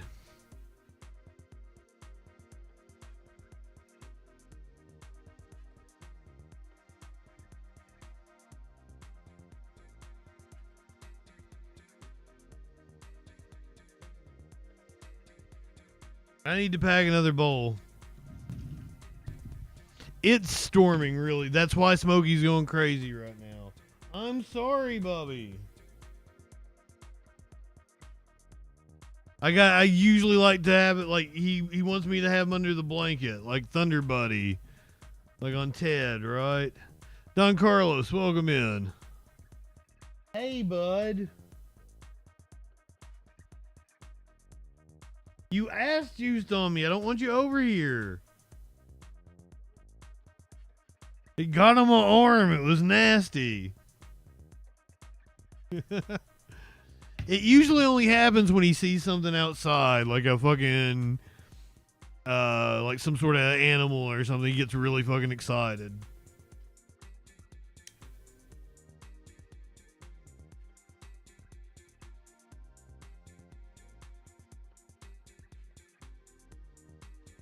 So I don't know if perhaps that happened earlier. Or perhaps he got scared and it happened. I'm sorry, Bobby. We got a show to do. And this has been like a really bad show. I've done a really bad job of delivering the news to you guys. It's 9:42 and just hasn't been all that much news. My apologies. You saw me wipe a cat's ass.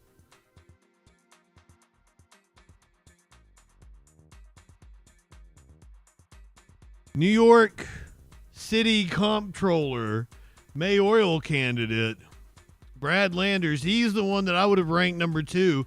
We've been watching the New York City mayoral primary debates. Landers, one of the candidates, arrested at an immigration court today. Breaking news out of New York City now, where a candidate for mayor has been taken into custody by ICE agents. The wife of City Comptroller Brad Lander posting this video to his social media moments ago. There it is. Lander, who's running in next week's Democratic primary, says he was escorting a defendant out of immigration court when he was taken by masked agents and detained by ICE. A spokesperson for DHS saying Lander was arrested for assaulting law enforcement and impeding a federal officer. This incident happening as the Trump administration makes arrests outside immigration courtrooms across the country. Well, the legal battle over President Trump's deployment of the California National Guard to Los Angeles is taking center stage in a federal courtroom. A lower court judge already ruling that the deployment was illegal, but the case was put on hold until it can go before an appeals court in San Francisco today. Political reporter Monica Madden from our ABC station in San Francisco joins me now. Monica, great to see you. Last week, a lower court judge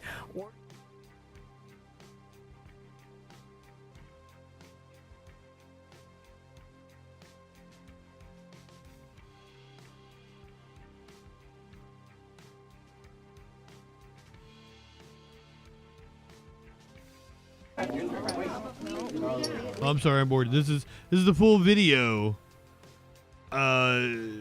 He's being charged with assault on a law enforcement official. See if you see him assault a law enforcement official here.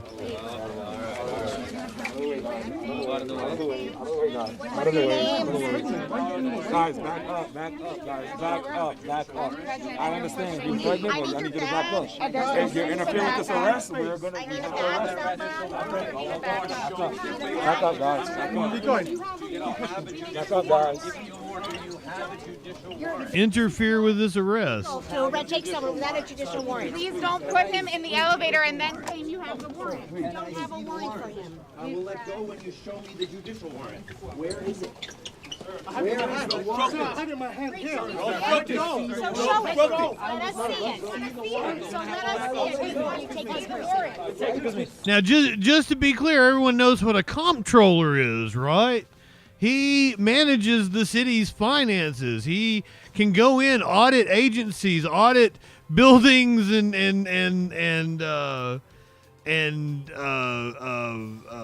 employees of the city. Like fucking him being at that facility is every bit within his rights and his duty as comptroller of the city of New York. Please stay back. Take it back. Step back. Please step back. Step back, guys. Step back. U.S. citizens. You don't have the authority to arrest U.S. citizens. Please stay back. You don't have it. I'm not obstructing. I'm standing right here in the hallway. I have to see the judicial warrant. Please step back. Step back, guys. You can take pictures, but please stay back. Stay back, please. Stay back. Press, we go too. Sorry. No way. So they were attempting to apprehend someone inside of the immigration court. So they were there going through the immigration process. We have the reporting that the Trump administration has ordered judges to dismiss cases And where are you taking him? No! So that they can just arrest the hold on. migrants who were going through the legal process. Thank you. Shame on you. Shame. So he was there with one of the migrants. Wait. This man locks arms with him. That's what they're calling the assault on officers. They're trying to detain him. Back up, back up. I understand you're pregnant, but I need you to back up. If you're interfering with this arrest, we're going to arrest. Back up, guys. Back up, guys. This is not legal to take someone without a judicial warrant. Please don't put him in the elevator and then claim you have the warrant. You don't have a warrant. So what they're saying is like they don't have a judicial warrant signed by a judge, an arrest warrant. What they have is an administrative warrant, like issued by ICE. Excuse me, please stay back, stay back. Take it right back. So literally what they're doing, illegal. Step back. Please, step back. Step back, guys. Step back. Step back. Step back. Violating people's rights inside of a courtroom with one of the most powerful men in the city standing there with him. I have to see the judicial warrant. Please step back. Step back, guys. You can take pictures, but please stay back. Stay back, please. Stay back, please. And I like Landers an awful lot. I'm safe. Where are you taking him? Hello? Since you have no authority to arrest I hope we and with what authority? I hope we don't hear the last of him after he Where are you taking bows out of the mayoral race and Memdani becomes mayor. Hang on, please, number one. Hold on. Brett, that's his number one right here, all right? Thank you. Shame on you. Shame. That was the arrest of New York City Comptroller Brad Landers earlier today. He has been released, was charged with assault on a law enforcement official. Held a press conference just a few hours ago. For New York. This is a start. Excuse me, we need to deal with this. Excuse me, please, everyone. Oh, shut up, Hochul. Situation. Nobody came to this for your ass. For New York and our country. I was literally walking the streets of Little Haiti to try and bring some comfort to a community that's under siege with a travel ban and losing their legal from other countries. You're welcome. They're immigrants themselves. Don't forget that. Don't forget that. Ladies and gentlemen, I present our controller, Brad Landers. Thank you. I want to thank the governor, and I want to thank Immigrant ARC, the organization that I was volunteering with today, and all the other volunteers that are here. I'm New York City Controller Brad Lander, and I'm happy to report I am just fine. I lost a button. But, you know, I'm gonna sleep in my bed tonight, safe with my family. I'm grateful to hear that. Like a lot of the migrants are being terrorized by the federal government. I'm a lawyer. I don't have to worry about my due process rights. At that elevator, I was separated from someone named Edgardo, who I had just met a couple of minutes earlier. Edgardo is in ICE detention, and he's not going to sleep in his bed tonight. So far as I know, he has no lawyer. He has been stripped of his due process rights by a government and a judge that owe him a credible fear hearing before they deport him, and yet have decided instead to strip folks like Edgardo and the prior gentleman that I walked out with, whose native language is Yoruba, and who only got a translator in French. And so when the judge said, do you understand what it means that after I dismiss your case, you'll have no status? He said no status, as he recognized what was about to happen. So I will be fine, but Edgardo is not going to be fine. What is Yoruba? The rule of law is not fine, and our constitutional democracy. Ain't no country I ever heard of. This is the third week in a row that I've come down here with immigrants. African.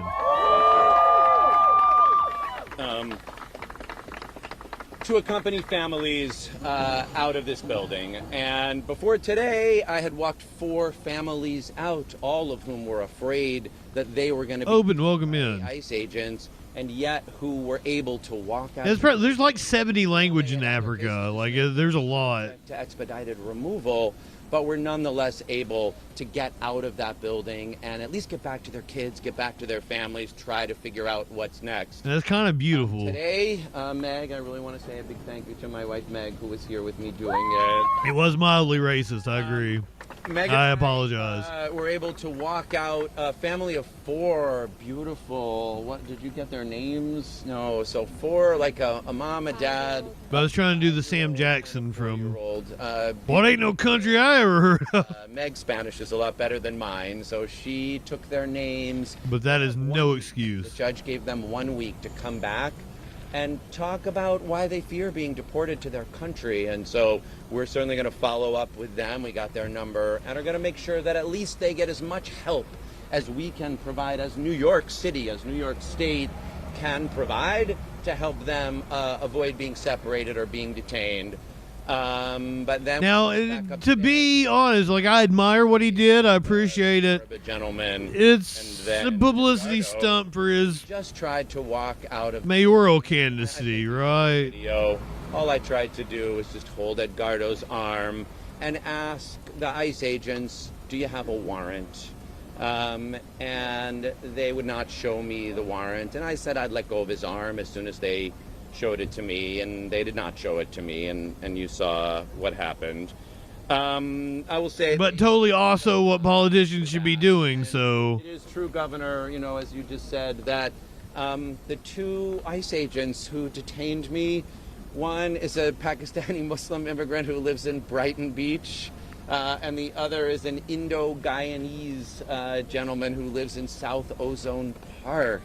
This is what New York City is. It is the greatest immigrant city that the world has ever known. And we are not going to allow Donald Trump to wreck the rule of law, to deny people due process, and to turn our country into something that doesn't meet its obligations under international law. Also, apparently one of the people that they detained was like a New York accompaniment of trying police department officer. Walk peacefully with someone, of trying to make sure that the rules are followed, and that we would know what their badge numbers were, and that we would be able to see the judicial open. We watched the mayoral debates, and I would totally rank him second. Is now no one is able to rank Mamdani first. Our country is Landers second. That's my take. I think Emma said that today on Majority Report. I was half listening. Detained. There are posters on the wall, you know, like you have in the store, where it says, "Make sure you're being paid $7.25 an hour."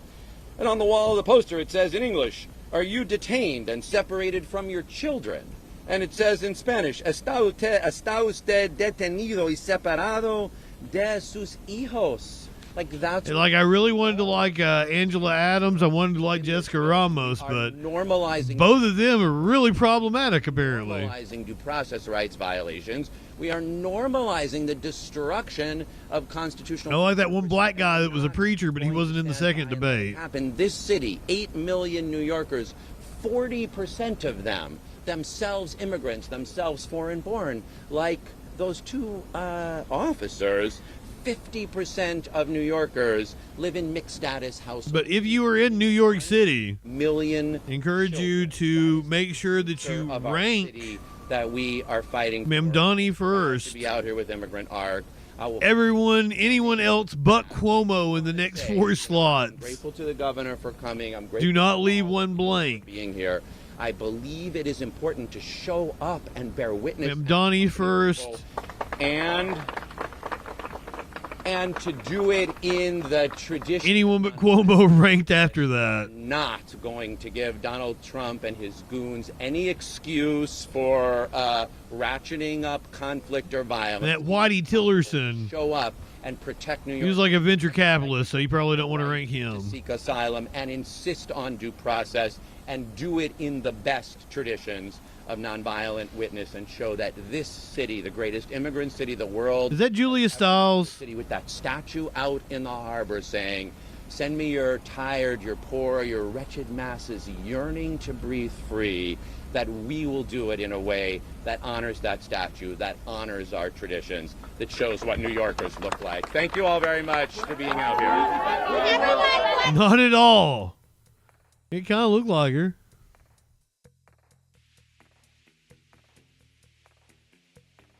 I thought last week we saw the senator from California be arrested during a Kristi Noem press conference. He returned to the Senate floor today. California Senator Alex Padilla giving remarks. Listen. Meeting and a briefing with General Guillot, the 4-star general in charge of U.S. Northern Command. Many of you know him. The briefing was scheduled at the federal building in West Los Angeles, where they're overseeing these military operations. Now, colleagues, when the United States military is deployed domestically, when our troops are deployed against the wishes of the governor for the first time since 1965, against the wishes of the local mayor, and even against the wishes of local law enforcement, both the police chief and the sheriff, we are in uncharted territory. So in my effort to do my duty to conduct congressional oversight and to try to get answers from the Department of Defense that state and local officials were not receiving, I went to the federal building in West Los Angeles. I was met at the entrance. I still kind of smell ass juice. By a National Guardsman and an FBI agent who escorted me through security screening and up to a conference room for my scheduled briefing. While waiting for my scheduled briefing with General Guillot, I learned that Homeland Security Secretary Noem was holding a press conference literally just down the hall. And that press conference was causing my briefing to be delayed.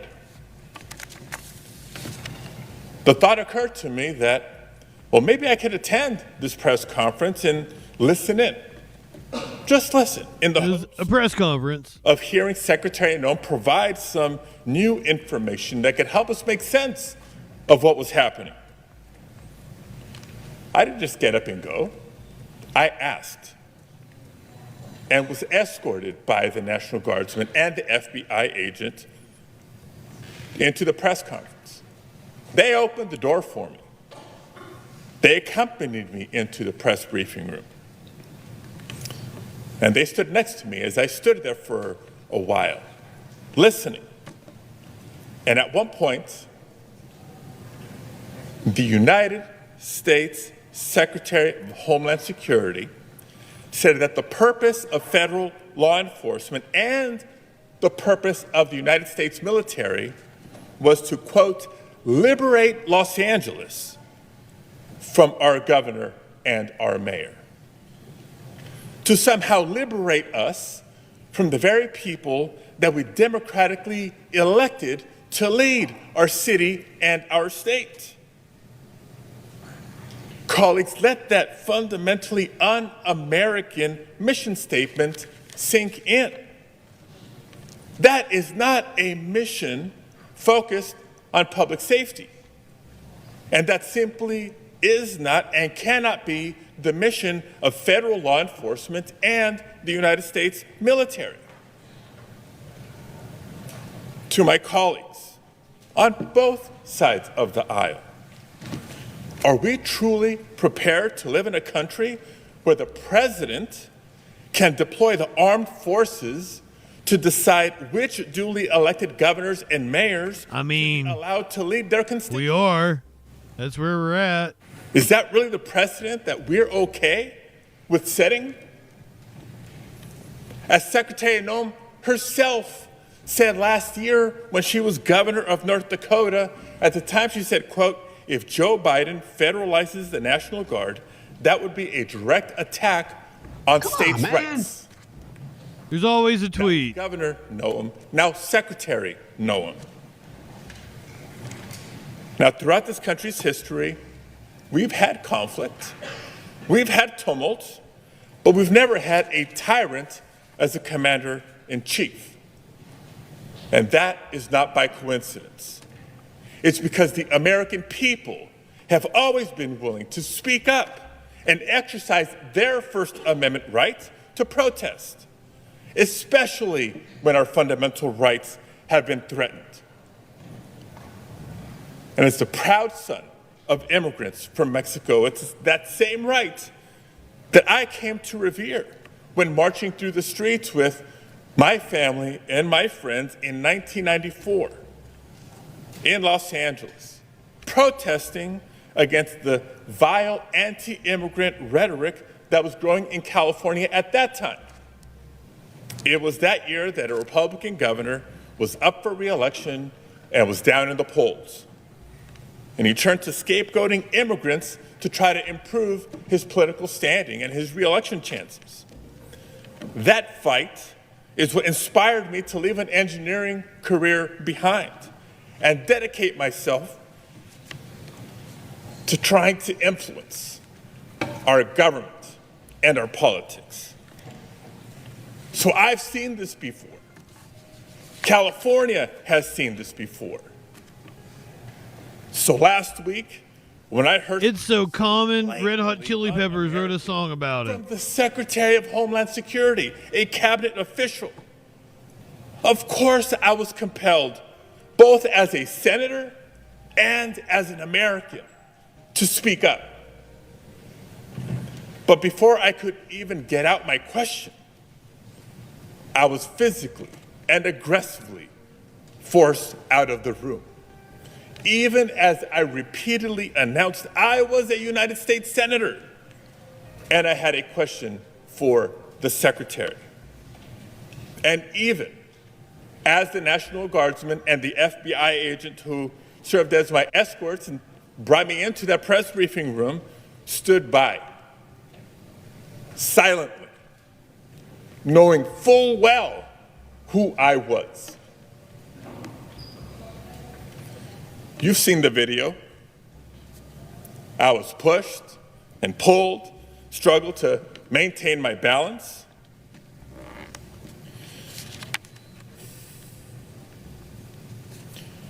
I was forced to the ground, first on my knees, and then flat on my chest. And as I was handcuffed and marched down a hallway, repeatedly asking, why am I being detained? Not once did they tell me why. I pray you never tell me why. But I will tell you, in that moment, a lot of questions came to my mind. We're expecting me to throw out a Backstreet Boys there, were you? No, I'm not just being escorted out of the building. One of you were thinking it. Am I being arrested here? And what will a city already on edge from being militarized think when they see their United States Senator being handcuffed just for trying to ask a question? And what will my wife think? What will somebody think of this man's wife? What the fuck is she gonna think?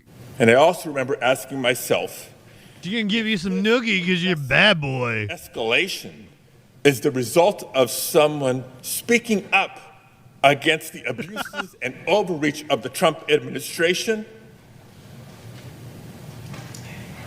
Was it really worth it? But colleagues, oh brother, Americans in our nation's history have marched. Was it really worth it? It's the least you can fucking do, Senator. To protect our rights.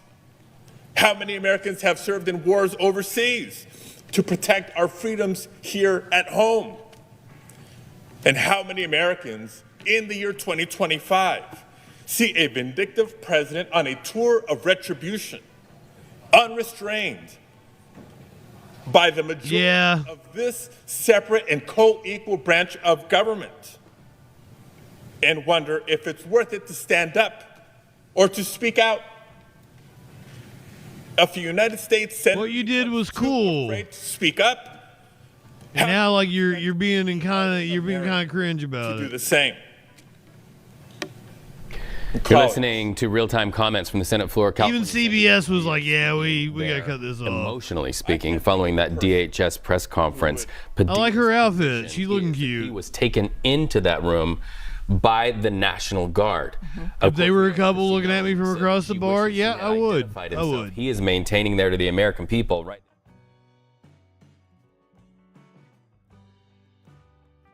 Oh yeah, he had every right to be there. That was 100% his job. It was them overstepping their bounds, but that whole like, I had to think if it was worth it. That was horrible. He should do it again. All senators should be doing it. It's the least they can fucking do. Exactly right, Flash. Pig on pig violence. It's the least they can fucking do. I don't want to hear him get up there and cry and be like, was it worth it? That rubbed me the wrong way. So my apologies. Like, yes, I want him to do things like that. That's what he should be doing. We need more of them doing that. But that speech was oof. And that's why Democrats lose. Because that's like I said, like, you're fucking, what will your wife think? She'll think you're fucking badass, motherfucker, and give you noogie. Don't come in here and cry on the Senate floor. Be a goddamn macho man. Fuck. I hate Democrats. Which is why I need a GOP mommy. Unfortunately, I may have one less option. Department of Homeland Security Secretary Kristi Noem taken to the hospital after an allergic reaction. Noem was taken to the emergency room out of abundance of caution. Is alert and recovering. Tricia McLaughlin, an assistant secretary for DHS, said Noem was transported to the hospital by ambulance out of an abundance of caution. As governor of North Dakota, Noem was a staunch ally of President Trump. Noem has held Trump's aggressive immigration crackdown in cities, including the ongoing raids in Los Angeles by U.S. Immigration and Customs Enforcement. No further details about the allergic reaction were provided.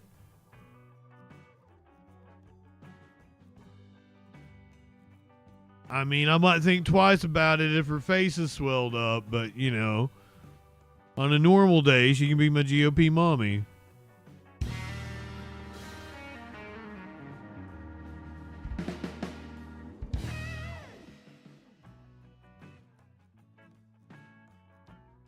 Nathan, I'm sure plenty of people will fuck you.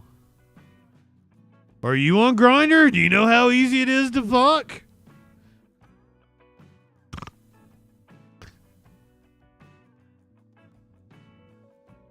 I was on with producer Dave the other night, and he was like, "Oh, they need a Grindr that has women on it," and I'm like, "That's not a good idea. You don't want creepers to have like down to the feet how far away a woman is."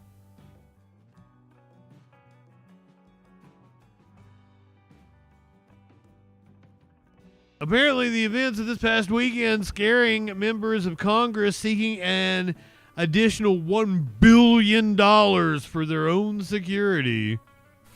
CBS News has spoken to the family of Minnesota State Representative Melissa Hortman and her husband, Mark, who were both killed in a politically motivated shooting Saturday.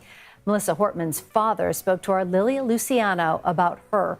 Here's part of that conversation.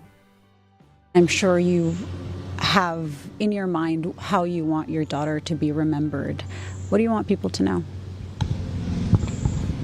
She treated everyone with respect, even when a number of people have called us that competed against her and just spoke so highly of how she treated them. And she remembered the golden rule always, and that's the way she lived her life. In the wake of Saturday's deadly attacks, senators met with the Sergeant at Arms and the U.S. Capitol Police to discuss security for its members. And members of the House met virtually with officials about safety concerns while they are on recess this week. Joining me now with more on this is CBS News Justice correspondent Scott McFarland. Scott, it's great to see you. What did lawmakers learn regarding enhanced security for them today? And Meg, we've been talking to a number of the senators and House members who are in these briefings. Didn't get a sense there's a whole range of new initiatives and new ways to secure members of Congress that haven't been tried already. But so many of them walked out of those rooms or out of those virtual meetings and said they need more money put towards security. And they're going to get more money, likely approved in short order for the U.S. Capitol Police. The agency protects members of Congress here in Washington at the Capitol, but also tries to help protect them when they're at home in their home district offices or literally in their homes. The U.S. Capitol Police are going to request, Meg, nearly $1 billion in funding for 2026. That is nearly double the money they had just around 2021, around January 6th.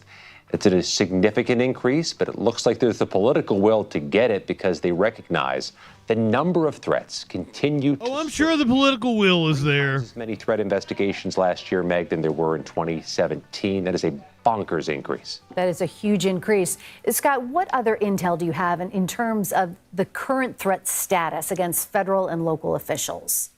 At the federal level, Meg, the rough estimate is there are about 10,000 threat investigations. Oh, yeah. Notice how they can pass this bill lickety-split. They can get it done. No problem. Insane. Fuck. God, I hate it here. It's a year now against members of Congress. So many, it raises the question whether you can really pursue doggedly each and every one.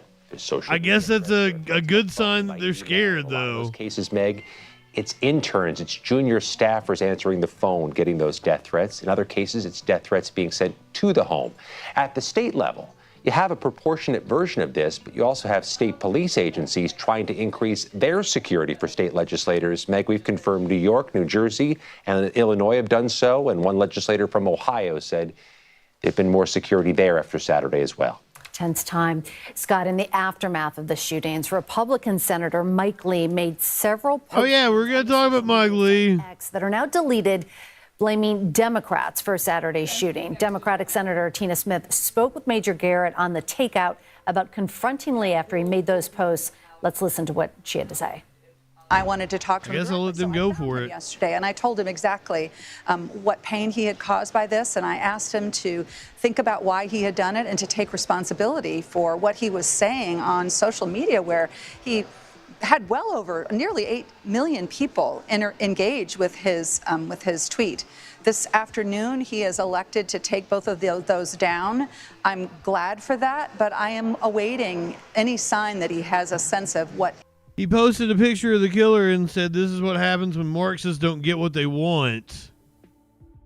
Because the conspiracy theory on the right is that that the representative was killed because she voted against a bill to increase, or voted for a bill that would strip the right to Medicaid for immigrants. But that appears to have had nothing to do with it, actually. So that is a conspiracy theory on the right.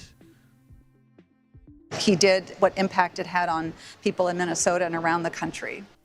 Scott, what's the reaction been like to that post that have now been deleted?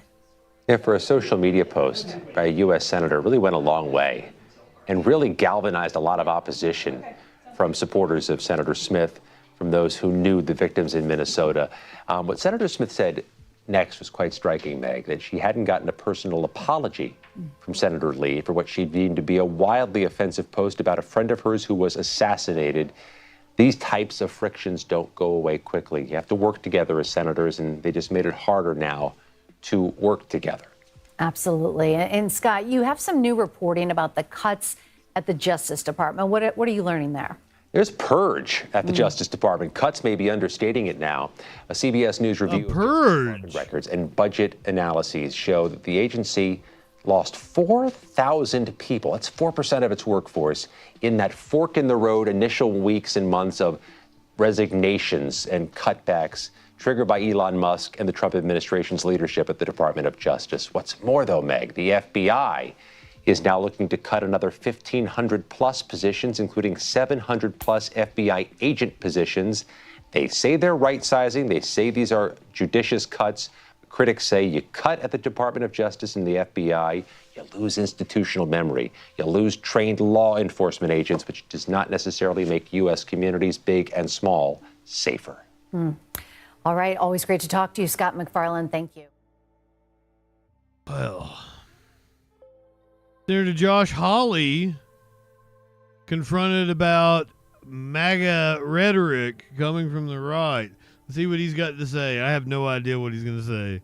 This should be good. Apparently, Senator Richard Blumenthal blamed MAGA rhetoric for political violence. Senator Blumenthal blamed what he calls MAGA rhetoric for intensifying the violence, political violence we're seeing in this country. What do you say to that kind of criticism? Well, listen, I'd just be real careful about the President of the United States has been shot at twice in the last year by Republicans. Dawn by the most unbelievable rhetoric, calling him a fascist, calling him a threat to democracy, calling for him to be taken out. So I think we could work together to turn down the temperature here. I mean, you look at what's happened just in the LA riots, and you look at this violence that's been going on, and you look at what my Democrat colleagues have been saying about that. I mean, calling the president a dictator. I mean, that's the stuff that got him shot. Now you've got nuts shooting other people. I mean, I think we can all, listen, you don't have to agree with your political opponents. You can criticize them strongly.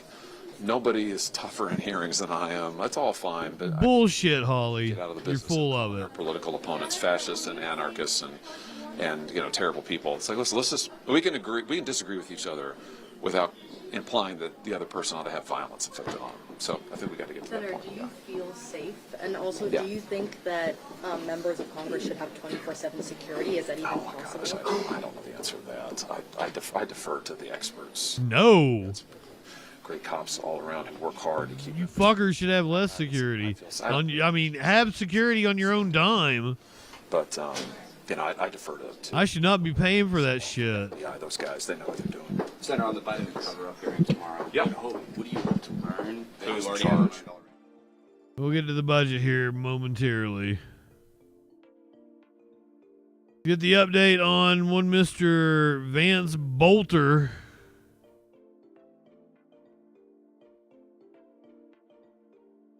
Wonder if we've got some answers to questions here. Well, one of the most eye-catching aspects of this minute is how the suspect got from Brooklyn Park to Minneapolis and then to Green Isle. Yeah, everybody was trying to figure out how is he getting around. Well, prosecutors, we learn, are saying that it involved a bus stop meeting, a couple $1,000s, even an e-bike.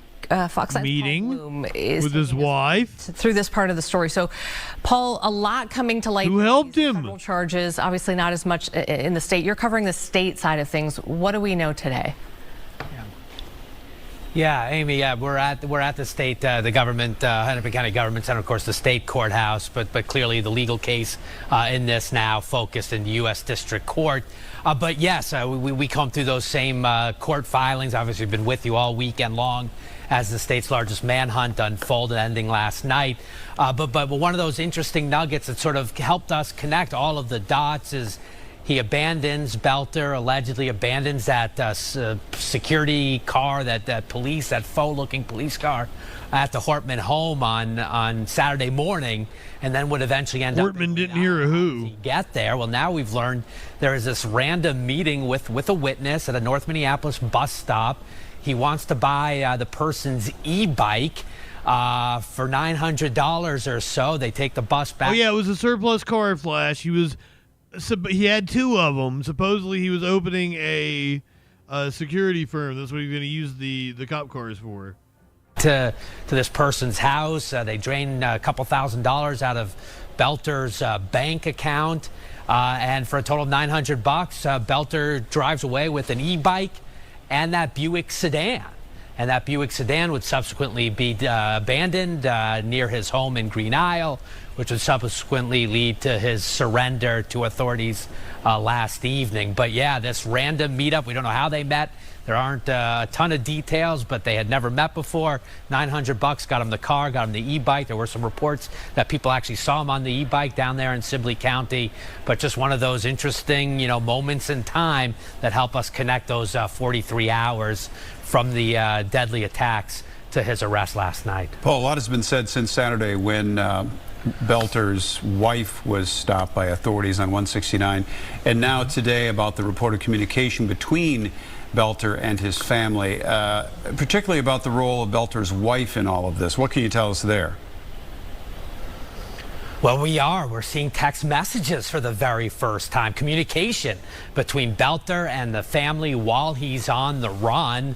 And not surprisingly, investigators quickly got up on Belter's cell phone. So let's take a look at one of these messages. Belter allegedly sending to a family group chat that includes his children, quote, "Dad went to war last night. I don't want to say more because I don't want to implicate anybody."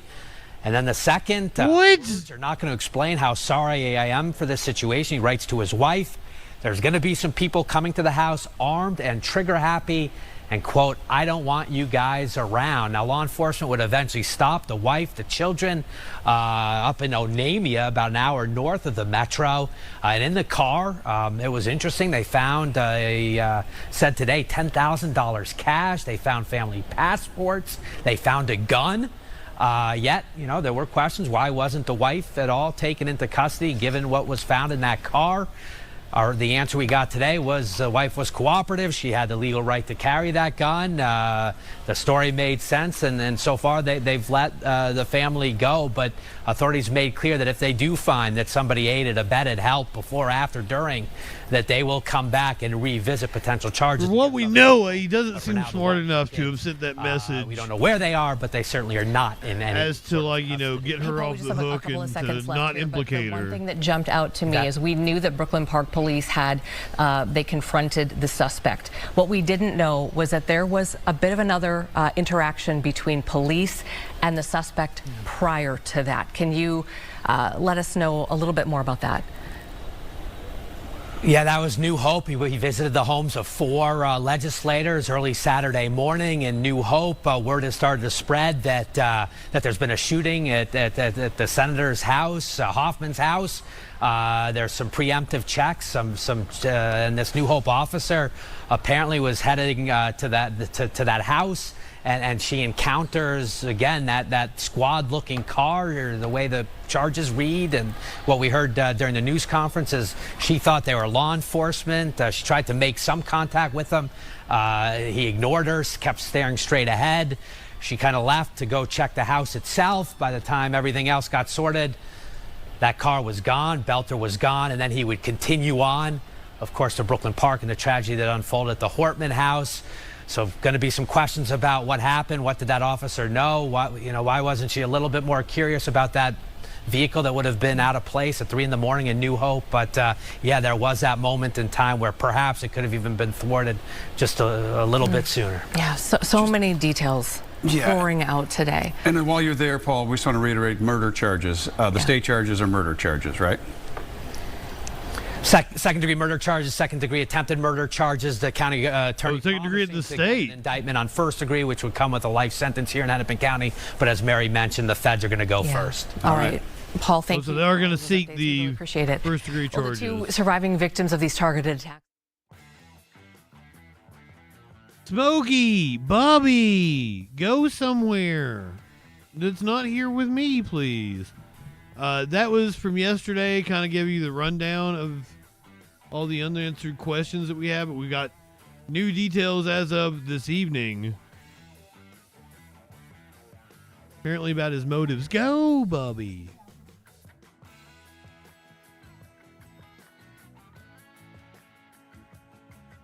We're getting new details this afternoon about the deadly attack on Minnesota lawmakers. Police say the suspect, Vance Belter, had notebooks with the names of other lawmakers in them. And Belter is behind bars right now. We knew that. Facing state and federal charges. Jen Sullivan reports. As police work to piece together a motive for Saturday's targeted attack against Minnesota lawmakers, we're learning new details about what authorities say was a brazen plan to hunt down a long list of elected officials. There's no exaggeration to say that his crimes are the stuff of nightmares. After a 43-hour manhunt, police arrested 57-year-old Vance Belter. He's charged with shooting and killing Democratic Minnesota State Representative Melissa Hortman and her husband Mark inside their Brooklyn Park home early Saturday morning. It's such a loss, not just for people who knew her, but for the whole state of Minnesota. Their children, Sophie and Colin Hortman, releasing a statement saying in part, "They were the bright lights at the center of our lives, and we can't believe they are gone. Their love for us was boundless. We miss them so much." Belter is also charged with shooting and seriously injuring Democratic State Senator John Hoffman and his wife Yvette. Police now say Belter went to the homes of 2 other lawmakers that night, disguised as a police officer. Prosecutors allege he had a long list of intended targets, including some congressional leaders from Michigan. It's truly chilling. A longtime friend of Belter's told CNN he was a conservative who strongly opposed abortion rights, but never mentioned any anger with lawmakers who were shot. Other lawmakers on the list speaking out against the political violence. All of us, every single one of us, has to help dial down the level of rhetoric. We are normalizing violence. Jen Sullivan, 5 on your side. And Illinois Congresswoman Nikki Buzinski said on social media today police told her that her name was included in the suspect's notes. She says there is no place in the U.S. for political violence. Well, I'm sure at 3 in the morning on like a camera or something, it'd probably be really convincing. Let's hear from the woman that was out in the field that caught him. It's amazing to me that he was just hanging out in a field near where he lived. Did this dude not have any kind of a plan? What a fucking idiot. Wendy, take me through what you saw here. Can I turn around? Yeah, talk to me this way and then describe it, yeah. Okay. Okay. Yeah. I had to stop over real quick at Stick's house and grab a book. So I literally was on the phone with my dad, and I popped in. I wasn't even in the house a minute. I ran in the living room, grabbed what I needed. I ran out, and as I backed the truck up and I was coming down the driveway, I said, "Dad, there's somebody in this tall grass behind me." I said, "There's somebody in the tall grass," and I said, "It's a person. It looks like a SWAT. You know, he was wearing all black, and it looked like he was kind of sweeping the area." And I'm like, "Well, they're checking the property," so that's what I thought it was. And then the more I'm driving, I'm like, "Dad, there's only one person.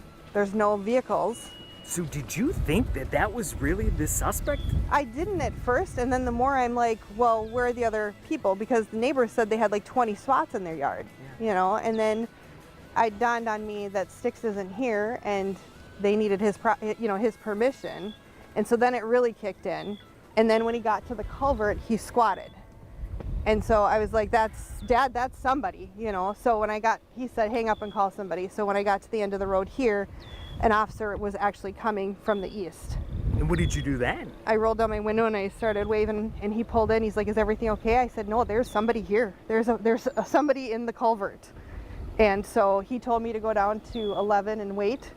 And then he parked right here. So there's no way that he was able to get out of the culvert. You know, the officer was waiting right here.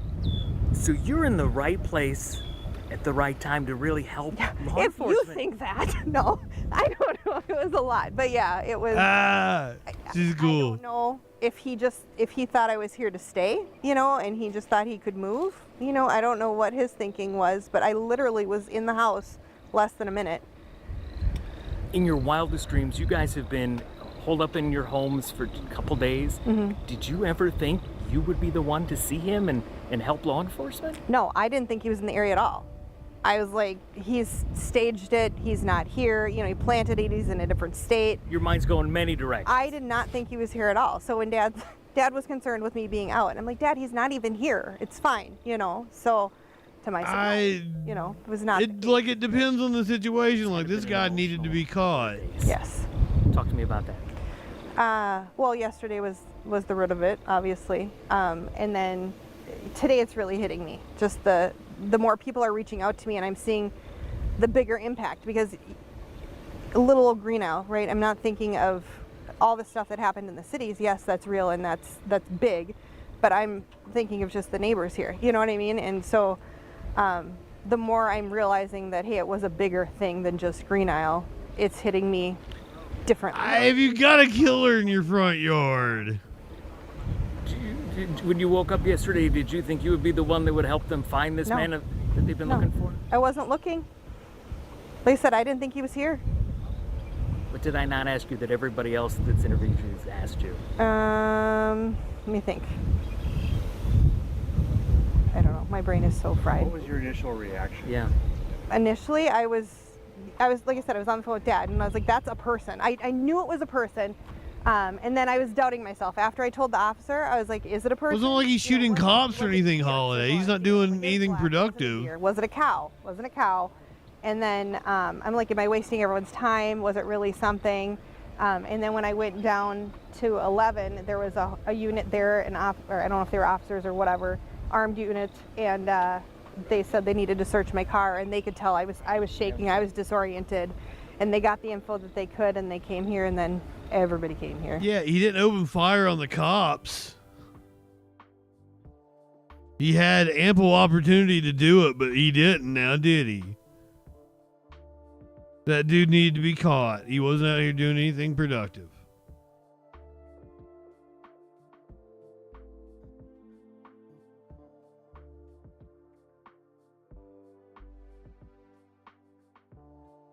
Federal Appeals Court hearing arguments on behalf of the California state government for the fact they got stupid fucking troops deployed on their streets. A federal appeals court is once again listening to arguments over the Trump administration's decision to deploy the California National Guard in Los Angeles. This hearing comes as other states are bracing for the deployment of military troops from Texas, Louisiana, and Florida. ABC's Melissa Dawn has the latest. I pray you never have a moment like this. California Democratic Senator Alex Padilla emotional on the Senate floor and describing this moment last week. I'm Senator Alex Padilla. When he was removed from Homeland Security Secretary Kristi Noem's press conference when he says he was trying to ask a question about immigration raids in Los Angeles. I was forced to the ground. First on my knees, and then flat on my chest. And as I was handcuffed and marched down a hallway, repeatedly asking, why am I being detained? Today, Senator Padilla, the ranking member of the Senate Judiciary Immigration Subcommittee, calling on lawmakers to speak out against the Trump administration.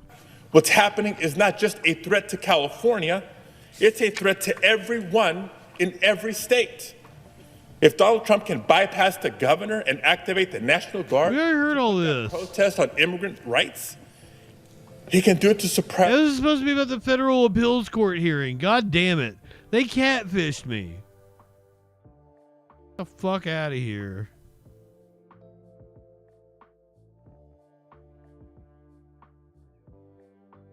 Protester that was shot. We watched virtually all of it, didn't we?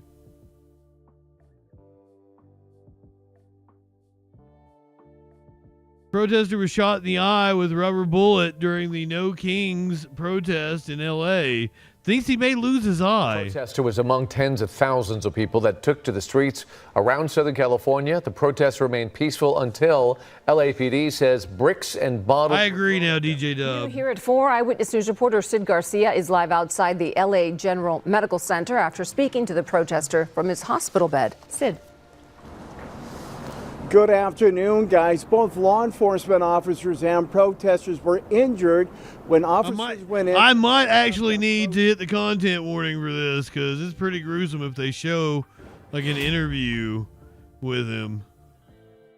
Protest Saturday afternoon. Marshall Woodruff is the one who's still recovering here at the hospital. Here's his story. They just started opening fire on us, just spraying an obscene amount of rubber bullets just everywhere. Wow. Marshall Woodruff is recovering at the hospital. He was one of the tens of thousands of protesters for the No King's Day demonstration Saturday in downtown Los Angeles. He says it was peaceful until it got ugly, and that's when he says he was hit by rubber bullets fired by local law enforcement. The bullet fractured my cheek, and it tore part of my eye open, and I had to go into surgery for about 4 hours or 5 hours to get it repaired that night. And it's squeamish how much vision I'm going to be able to get back, or how much I'm going to be able to see out of my right eye right now. It's just a giant question mark. The LAPD and Sheriff's Department say their officers were assaulted with water bottles and bricks. No, they weren't. An unlawful assembly and went in to break up the protests. According to the LAPD, there were a number of peace officers injured as well. Marshall's friends, Jazz Egger and Gavin Prophet, have been keeping him company during his hospital stay. They set up a GoFundMe account to help pay for his medical bills.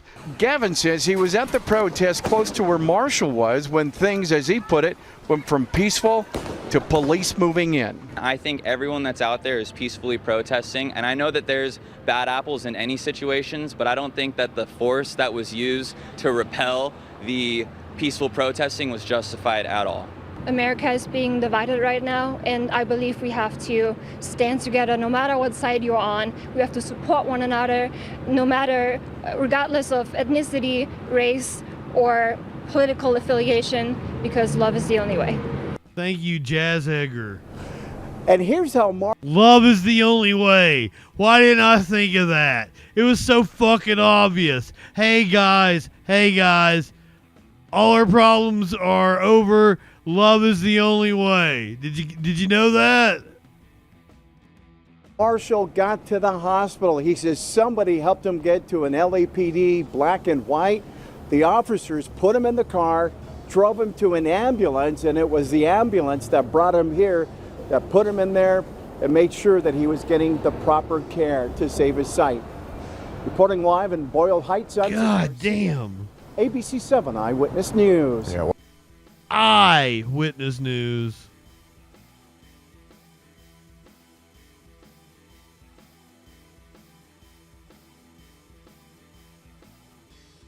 That man does not have an eye pussy that I would like to piss in.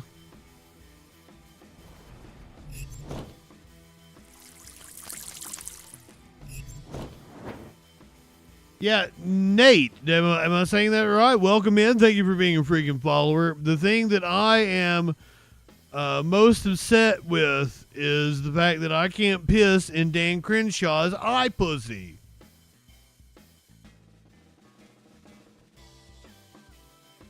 That is highly upsetting to me.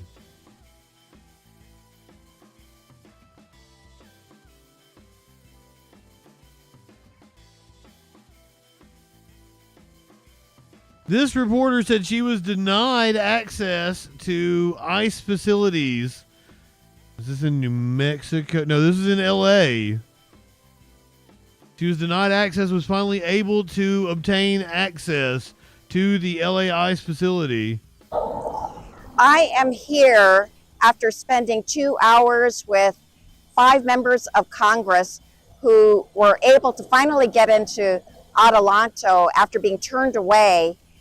We were turned away last week when they just locked this gate on us, but we were able to go in there this time, and we were able to talk to detainees from the LA raids, and we were able to discern that these were just workers in stores. These were people who had gone to their court hearings. These were people whose documents had expired. These were not criminals, not the criminals that Trump says that he's trying to get out of this country. And in fact, they are undergoing conditions that are inhumane, in my opinion.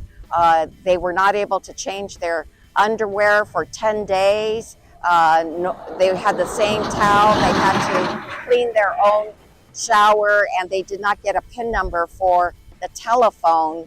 As a result, They cannot be in contact with any legal representative nor with their family members. This is not right, and we are going to fight to make sure that they get the humane conditions that they deserve, and we are going to fight to get answers as to how many of the LA raid detainees are here and whether they are being taken to other states where they would have a hard time being in touch with their family members.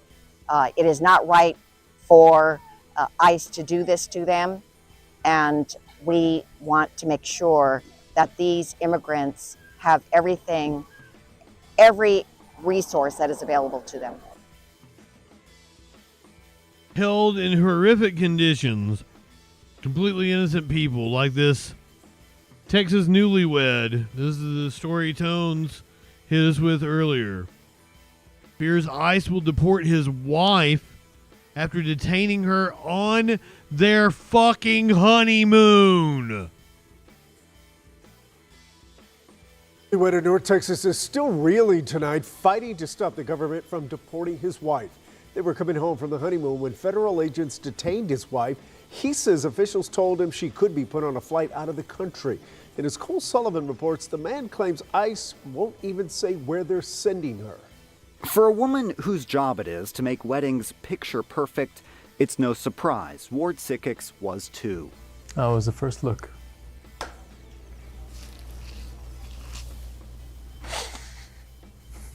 But what happened after she and Tahir Sheikh said I do was not the dream they hoped to build. She hasn't even gotten a chance to see her wedding album. He says on the way home to Dallas from their honeymoon in the U.S. Virgin Islands and American territory, immigration agents detained her. That was 4 months ago.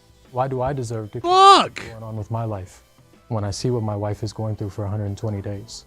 Sekic's legal status is complicated. Her husband says her family brought her to the United States when she was 8 years old. He says they applied for asylum, a judge signed a removal order, but later authorities gave her permission to work here. He says she was born in Saudi Arabia, but that country doesn't automatically give you citizenship by birth. Her family is Palestinian, but she doesn't have legal status there either. She doesn't hold citizenship in any part of this world. But not homeless. Sheikh says she's built a life here, attended UT Arlington, created a wedding photography business, and fell in love. That was the camera and my diamond in front of me. A spokesperson for the Department of Homeland Security didn't respond to a request for comment. Sheikh says he's been told his wife could be deported to another country. He doesn't know where. In what fucking country? I want to see the woman who became a model citizen with the opportunities that she was afforded be given her chance to become an American on paper. And hopes these wedding pictures together won't be their last. I thought that's what happened when you marry an American citizen.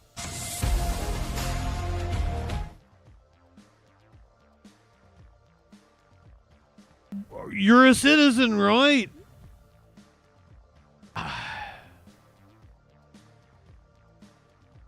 No, your spouse probably has to sponsor you, and there's probably a whole fucking bunch of nonsense you got to go through.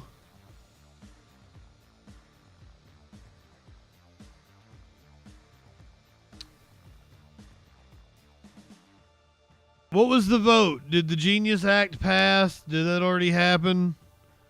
That's what we're getting ready to talk about in the betrayal by, is it 12?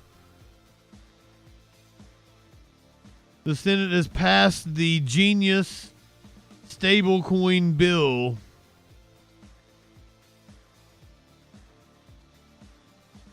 The secret group chat reveals that Democratic strategists plan to support the pro-Crypto Genius Act for political gain, despite acknowledging it's a Trump corruption giveaway.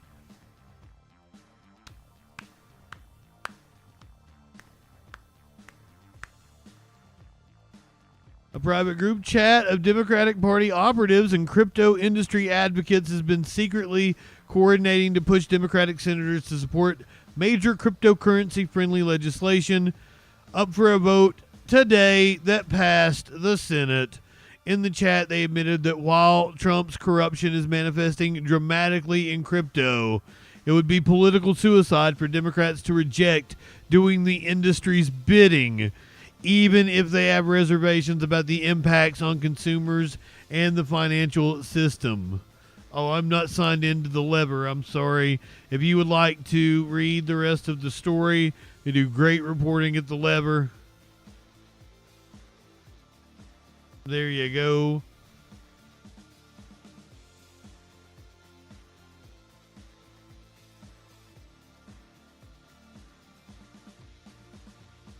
Speaking of crypto, a lot of crypto money flowing through Andrew Cuomo's coffers, I would assume. We're going to see how either he or Mamdani could still run for mayor even if they don't win the primary. 1 week to go before the New York mayoral primary in New York City. Longshot candidate and city comptroller Brad Lander was handcuffed and taken into custody by ICE after locking arms with a defendant on his way out of immigration court today. The Department of Homeland Security says he was arrested for... Why do they keep catfishing me on the topic of the video? And with early voting underway, Lander trails frontrunner and former New York Governor Andrew Cuomo, as well as political newcomer Zohan Mamdani. Not going to be anywhere near as cool as Cyberpunk 2077. State rep and Democratic socialist took a hit this week when the New York Times editorial board called his agenda, quote, uniquely unsuited to the city's challenges, basically endorsing anybody else. But his campaign got a shot in the arm today with the endorsement of Bernie Sanders. NBC News. I think this was strategic. I think AOC's endorsement was strategic. With why this race may not actually be over after Tuesday's primary, Steve. I think it's got something to do with ranked choice voting and complicated ballots. Walk us through it. Yeah, and some very unusual laws in New York when it comes to elections. But, yeah, you would think overwhelmingly Democratic city, Democratic primary next week. Whoever wins that, you might as well just call that person his honor or her honor, right? Well, no, Eric Adams running as an independent. With Mamdani. He's one of the two frontrunners in the polling so far. We'll see if that arrest today of Brad Lander does anything with his poll numbers, if anybody else makes some noise. But all of the attention really lately has been on these two, Cuomo, Mamdani. Now, Mamdani, for the reasons you just mentioned, the reasons that kept the New York Times, for instance, from endorsing him in this primary coming up, he's got some real political baggage. Is socialism, far-left views, inflammatory pronouncements he made. They're being featured heavily in attack ads right now. If Mamdani... Inflammatory to who?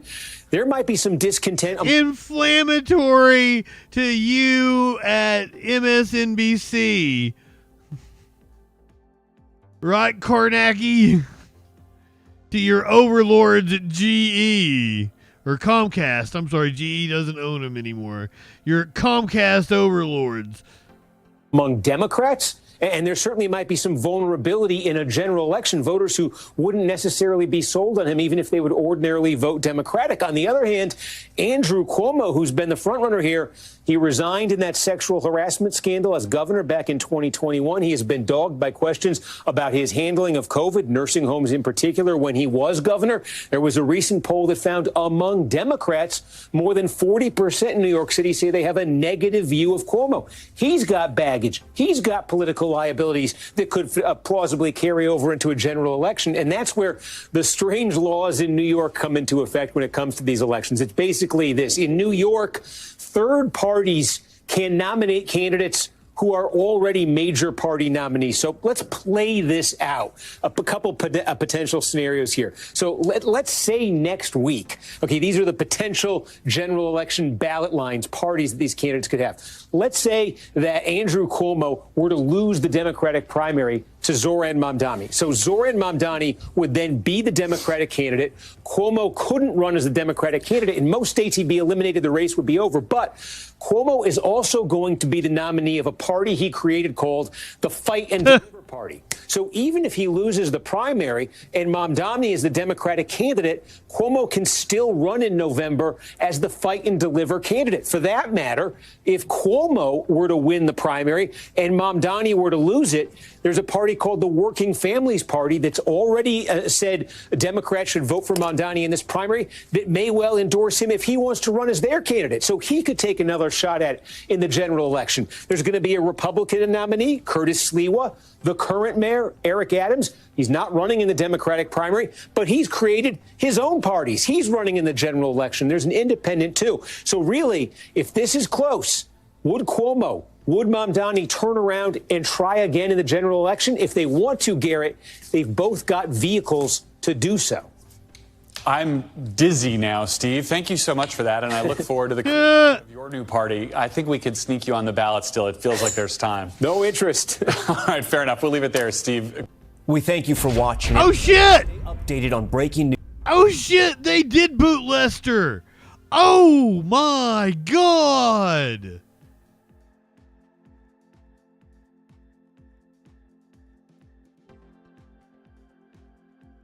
I figured it would still be Lester because he's still there. He's still like their special assignment anchor. Wow, I'm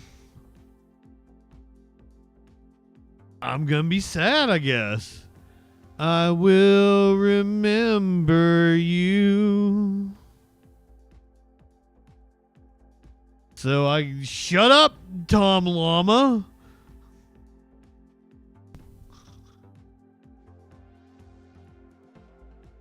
Tom Llama.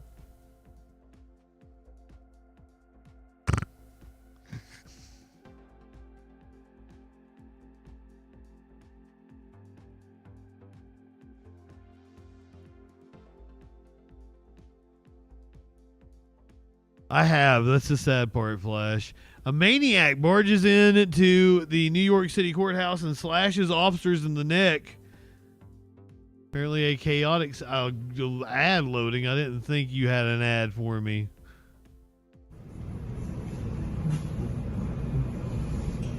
Security camera footage from inside the courthouse. Barging into the Manhattan courthouse on June 16th, it was yesterday, slashing 2 officers in the neck. Apparently a targeted attack. Rushes the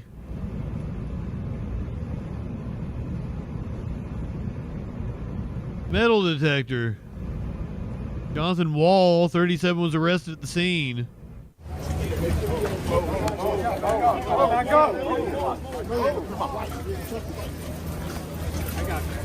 Guys, I'm going to be really upset. Move! Get out of the way! Everybody back up. Back up. Yeah, I'm in the chair restraint. He was covering his face. Get on the sidewalk. Back up. Will you remember me? Don't let your... Is it heart? Love pass you by. Speaking of love, I'm in love with a woman. Her name is Karen Reed. She's unfortunately right now on trial for the death of her cop boyfriend. But we have indication that perhaps the jury asking questions seeming like it's going to be a mistrial again. This is her second trial. Mistrial the first time. Perhaps a hung jury. Now it's 6 a day of drama in the Karen Reed trial. The jury sending signals with 4 questions about the charges and possible verdicts. But tonight the jury is headed home without reaching a verdict. The most intriguing question of the day: will the trial end in a mistrial if we're deadlocked on one charge? Thank you for staying with us. I'm David Wade. And I'm Lisa Hughes. The judge told the jury that she couldn't answer that question because it would speak to the consequences of their decision. But she did try to shed some light on some of the other issues, as WBZ's Christina Rex shows us. Thanks, guys. There's not going to be any comments today. A mood shift as the jury in Karen Reed's retrial suggests in an afternoon note to the judge that a verdict might be hard to come by. If we find not guilty on 2 charges, yes, can't agree on 1 charge. Is it a hung jury on all 3 charges or just 1 charge? You heard that right, an indication that jurors might be deadlocked on 1 charge, just like in Reed's first trial. Jurors have deliberated for up to 16 hours now and looked exhausted as they came into court at the end of the day after they had sent the judge several clarifying questions earlier Tuesday morning. What is the time frame for the OUI charge? OUI at 12:45 or OUI at 5 a.m.? Are video clips of Karen's interviews evidence?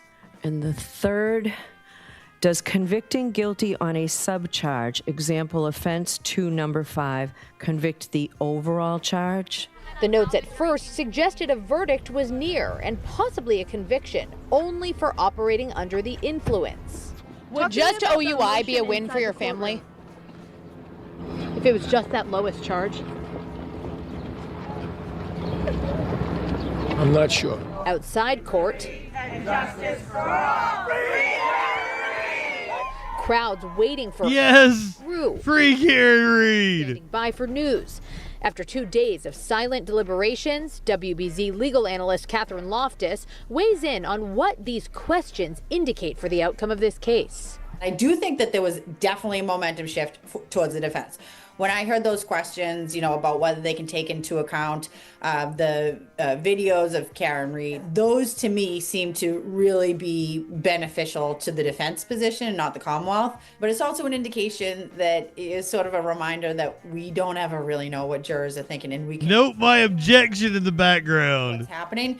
And the judge did give jurors holy fuck a question about possibly being deadlocked and a possible mistrial. She said since the question started with the word if, that it was a hypothetical question and that she actually wasn't able to give them an answer for that reason.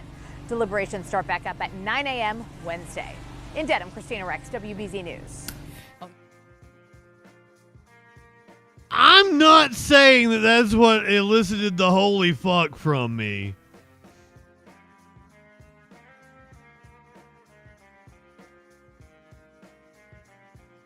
A titty slap! Come on now. I think she might have been pregnant, so that could explain it.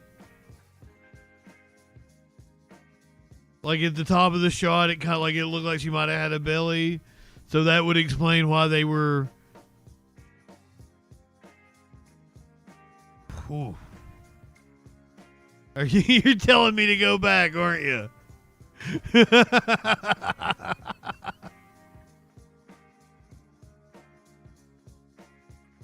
They were prominent. They were prominent.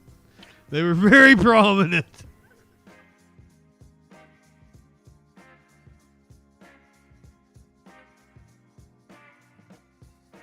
My God.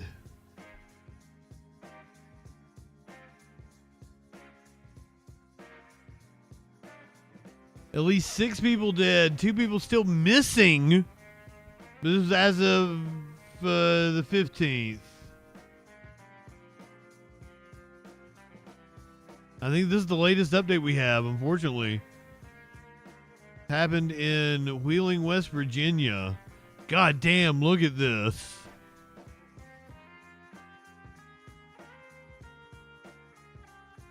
The office of Governor Patrick Morrisey has confirmed that a 6th death has been confirmed in Ohio County in connection with Saturday's flash flooding. 2 individuals remain unaccounted for and considered missing. The state of emergency was declared for Ohio County on Sunday morning after the region received 3 inches of rain just 30 minutes the night prior. This is a wild story that went under the radar. He declared another state emergency for Marion County after flash flooding in the area of Fairmont caused the partial collapse of an apartment building. Rushing floodwaters picked up vehicles and washed out more than a dozen roads, bridges, and highways upstream of the city of Wheeling. But there was damage in the city too. Morrissey said at least 19 successful swift water rescues had been conducted during the flooding. Open truck in. 28 to C5, Jack 4. Roll or something. C5. 428. Are we able to make it up meters run at approximately 456? We got a resident up there for a lady with about 5 kids. Stand by, dispatch. This is Saturday night's flash flooding. Lou Vargo, who once upon a time was known for the smash hit Mambo Number 5. 1, 2, 3, 4, 5. Emergency Management Director for Wheeling and Ohio County said the speed of the flood and the impact to local infrastructure severely limited emergency response. There was people in trees. We had a trailer on fire where the road on both sides of that was given out. We couldn't really... I need to put on my Appalachian accent, don't I? There was people in trees. We had a trailer on fire where the road was given out on both sides. Couldn't really get a response to it until some of that fire water receded because the road... Fire water!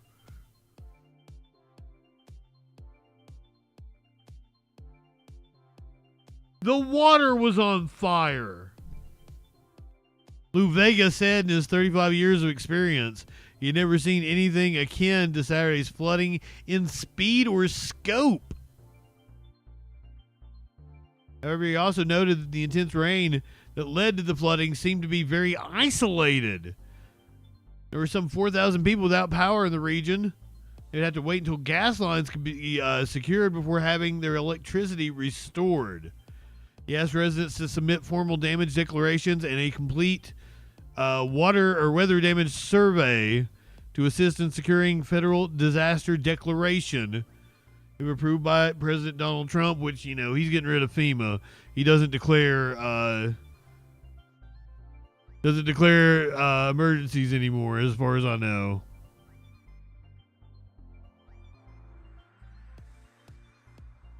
Flash, do you follow Ryan Hall, y'all? I saw he was asking for reports around the area where people might need help. And he was trying to organize some donations. He's out of Pikeville, Kentucky. He's like, I should know him. All my friends know him. But he's gotten really big on YouTube as a weather guy. But he was coordinating cleanup efforts and shit like that. So you might want to go give him a follow on whatever social media.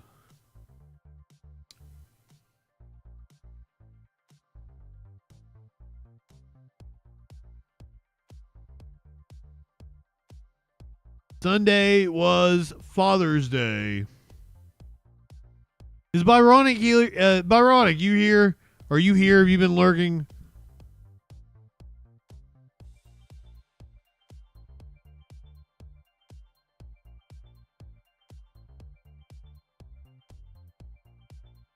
Sunday was Father's Day.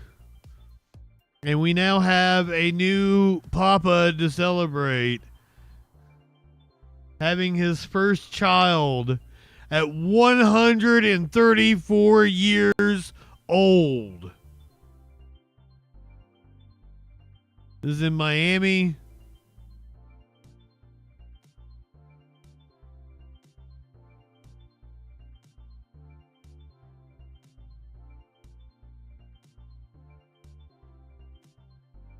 Wait, do the Mills lay the eggs? What? Or is that his mama laying eggs? I don't know how turtles work.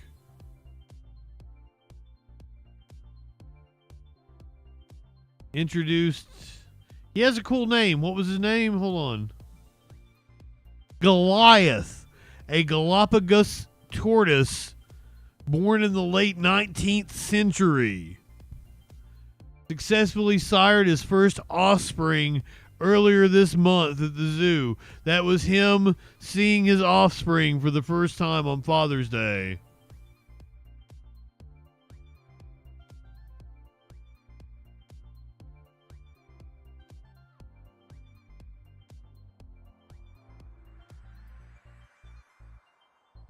Ooh? Did we have to watch that?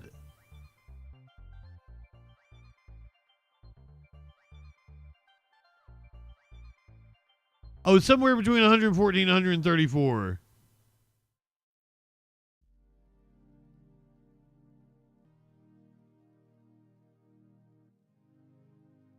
How do the turtles mate? Oh, I mean, they're not turtles. I'm sorry. This is tortoise.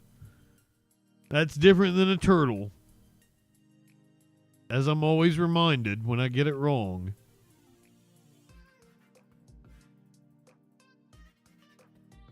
She pooping out an egg. Only one hatched. Oh.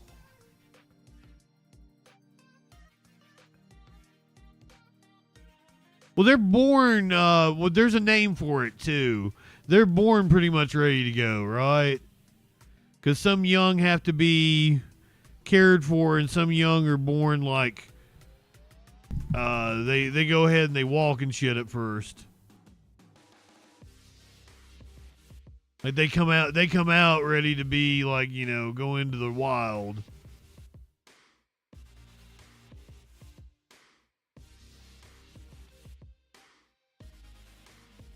Are you still fucking scared of the storm? You gotta come be held.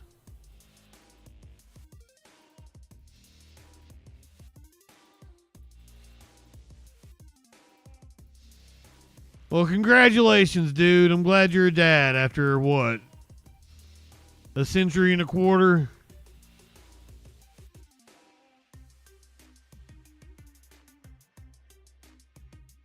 Bloop. Bloop.